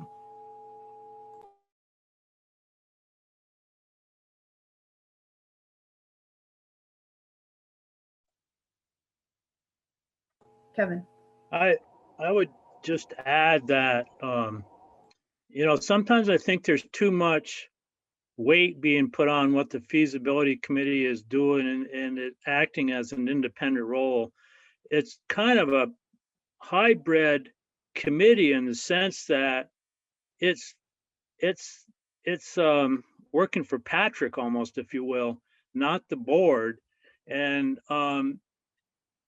ultimately, we will make a recommendation, and he may or may not choose to concur with that recommendation based on what he knows and what we offer as our rationale. So we are locked, as Don said and Krista alluded to, we're locked in and trying to synchronize what our activities are and not go too fast or too slow. But at the end of the day, I'm a little concerned with the conversation that, we frequently remind ourselves that the committee's in an advisory role. It's not a determining role.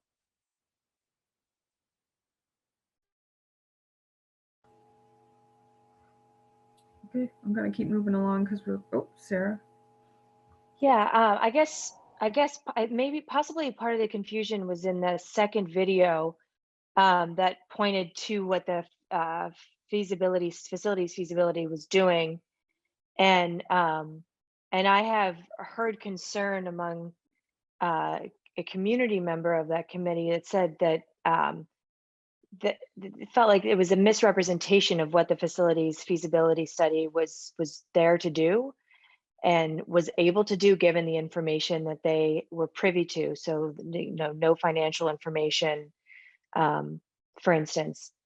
And so I think that's more of what I'm interested in hearing is it seems like you guys are, I had no idea you guys were meeting every other week, which I think is incredibly valuable. And that sounds like a very productive bridge between these three bodies. But yeah, but I guess I speak from concern of misrepresent. Like I don't really understand what the facilities feasibility study is doing. I'm basing it off of what information Kevin and Sarah have presented thus far, which it seems like we're waiting on a lot of. We're waiting for the next meeting to happen. And yet we're presenting to the community that they're working towards something, and it's not it doesn't sound like a shared understanding. Kevin? Well, so I understand the concern you have, and we developed, and the explanation is that we developed this matrix that was supposed to enlighten us on helping us make a decision, and in a lot of ways, it's brought up the complexity of the problem. But that's quite simply the description that was talked about in video 2 was nothing more than that matrix and a bunch of fancy words. So, and if it's misleading, that's unfortunate, but it basically was talking about the aspects of the matrix that we've been working on.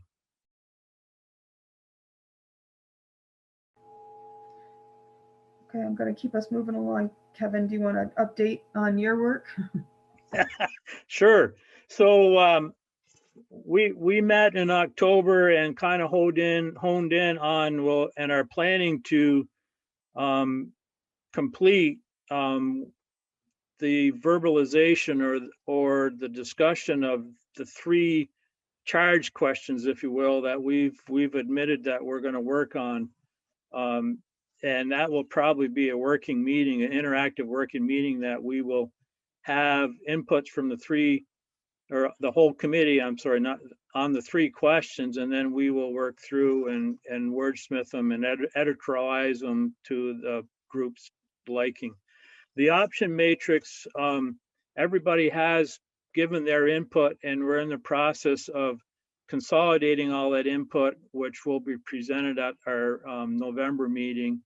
And I'm thinking that that's pretty cut and dried, and there might be some discussion on it as we look at a couple different options of how to communicate that information. But the bulk of our upcoming meeting is going to be the consolidation and discussion, I believe, of how we want to craft a response to those 3 questions for Patrick.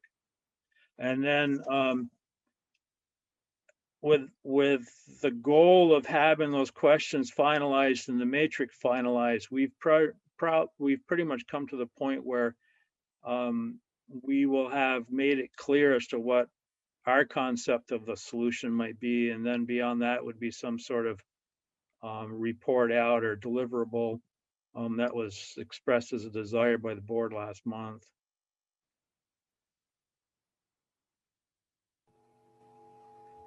Okay, thanks, Kevin.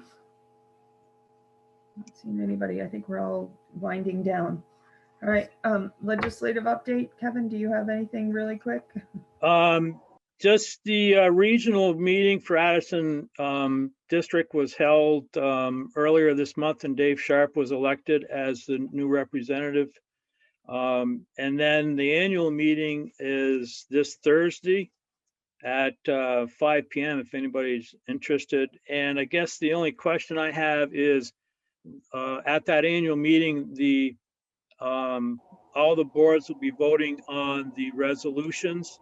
And my thought is to vote along with the board's recommendation unless somebody has identified a way that we should be voting as a board on those resolutions other than with the VSBA board. I'm seeing some thumbs here and there.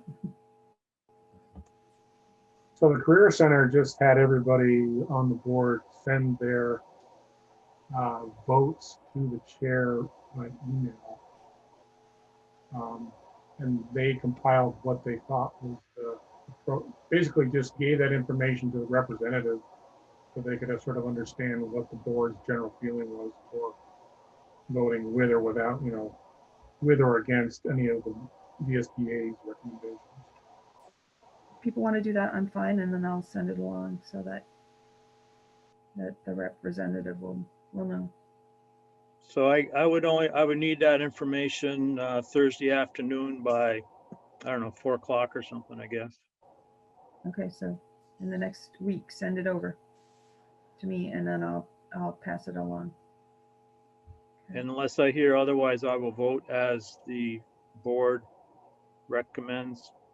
Okay. All right, and then Dave, you were going to give us a brief update on the VHI VISBIT meetings. Yeah, so I went to the VHI annual meeting. It was over in 15 minutes. It was pro forma.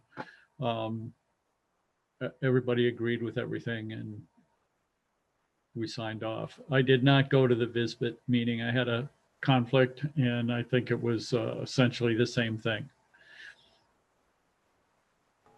All right, thank you. I should add actually that there'll be, Laura Sorrells has been the executive director or lead person at VHI for quite a number of years. I think 10 or 15, maybe even longer. She's retiring. So they introduced the new individual and he's coming, I forget his name. He's coming from Maine and New Hampshire and moving over to Vermont and taking over responsibilities of being the director of VHI. Okay. All right, thank you. Chris, and just like a minute or two, we're going to get to the survey. Do you have the ability to bring that up? I don't know if Chris can hear us or talk with us. Yes, I see you. Okay, but while that's getting answered, I need to fill out the board response form, and I just need some thumbs up really quickly about the monitoring reports for the ends that we accepted. Did you find that the superintendent's interpretation was reasonable? Can you just give me a thumbs up? Yes? Okay. And did the data demonstrate the accomplishment of this interpretation? Okay, great, thank you. I forgot to do that. All right. I don't believe we need an executive session, correct, Patrick? All right. Okay, is there any public comment? If you have a public comment and you're an attendee, I guess you can use the electronic hand raising function. Yep, Herb's had his hand up for a while. We'll see. I think this is hopefully it's still relevant. So Herb, you should now have permission to speak. Do you hear me now? Yep. Okay, so this is going to be a little jarring. Long meeting. Appreciate your stamina. If I had been able to, tap into the meeting at the beginning, I would have had made some comments around Patrick's update around the strategic plan. I appreciate, the district certainly choosing as a couple of priorities, one of them being the aligning the commit curriculum with proficiencies and standards, because I think it has the potential to raise the standards for our curriculum, and I think that's a great thing. Some of the questions I would have wanted to hear was to what extent, students are actually learning under a standards-based curriculum right now, at the different schools, at different core subjects. It wasn't really clear from the information provided. The other question was, and I'm assuming that that's not fully implemented. And I guess the second question would have been, when the superintendent would anticipate that some sort of proficiency-based or standards-based curriculum would be fully implemented. And if there are, some delays, I think it would be important for the board to know what the difficulties the superintendent has in fully implementing this kind of curriculum, this updated curriculum. But here we are, end of meeting. Good luck, folks. Thank you, Herb. I just wanted to say I'll do highlights for this meeting. So much happened. The last few I was working on the video and it was hard for me to do both, but this one definitely I'll get that out to Patrick by Friday to look at, and Dawn. Okay, thank you. All right. All right, we're down to the meeting evaluation.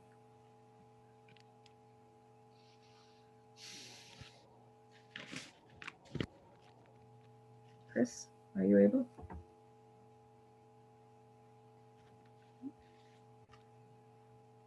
I don't think that's going to happen. Chris, you should be able to unmute. That's helpful.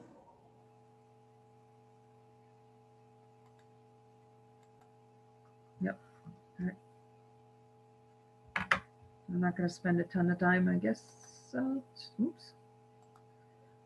I have it open, Don. Oh, awesome. Thank you. So today, 10/27, 2020. What is the level of engagement of all board members, high or low? Thumbs up for high, thumbs down for low. I'll say high. Was the agenda followed? Thumbs up for yes. Thumbs down for no. Yes. Is the chair effective in fostering a professional culture regarding fair and open deliberation, full participation of all members, and ensuring the integrity of the board process? Thumbs up for yes.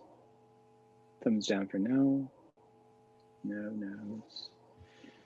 Okay, any comments we want to add to that?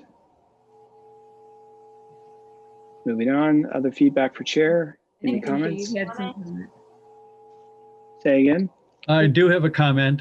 I think the board needs to form a program feasibility committee. We spent a whole lot of time and energy on a facilities feasibility committee. I think that we're going to be asked as a board to make a decision between facilities and programs, and doing that without a much more complete understanding of what the programs are is going to be extremely difficult. We ought to have a program feasibility committee. Thank you. Dave Sharp says. we should have a program feasibility committee. And I think Sarah McLean had her hand up as well. Okay. Just maybe have 2 meetings or just not have such packed meetings if at all possible.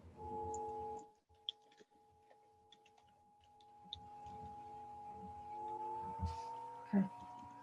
Possibility of 2 shorter meetings instead of 1 longer one.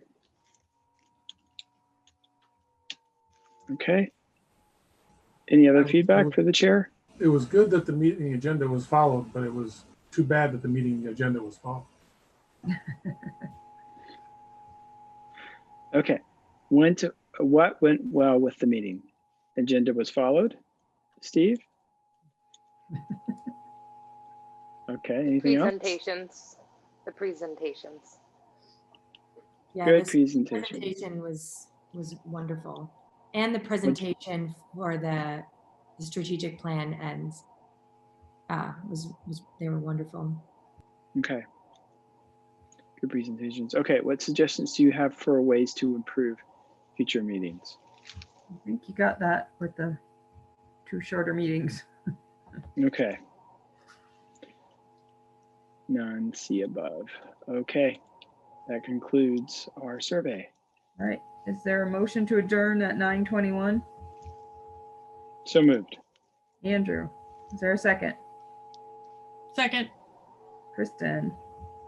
All right, all those in favor of adjourning at 9:21, give the thumbs up. All right, any opposed? Any abstentions? All right, thank you, everyone. Good night. Thanks, everyone. Good night. Thank you. Good night. Thank you. Good luck, Caleb. Good night.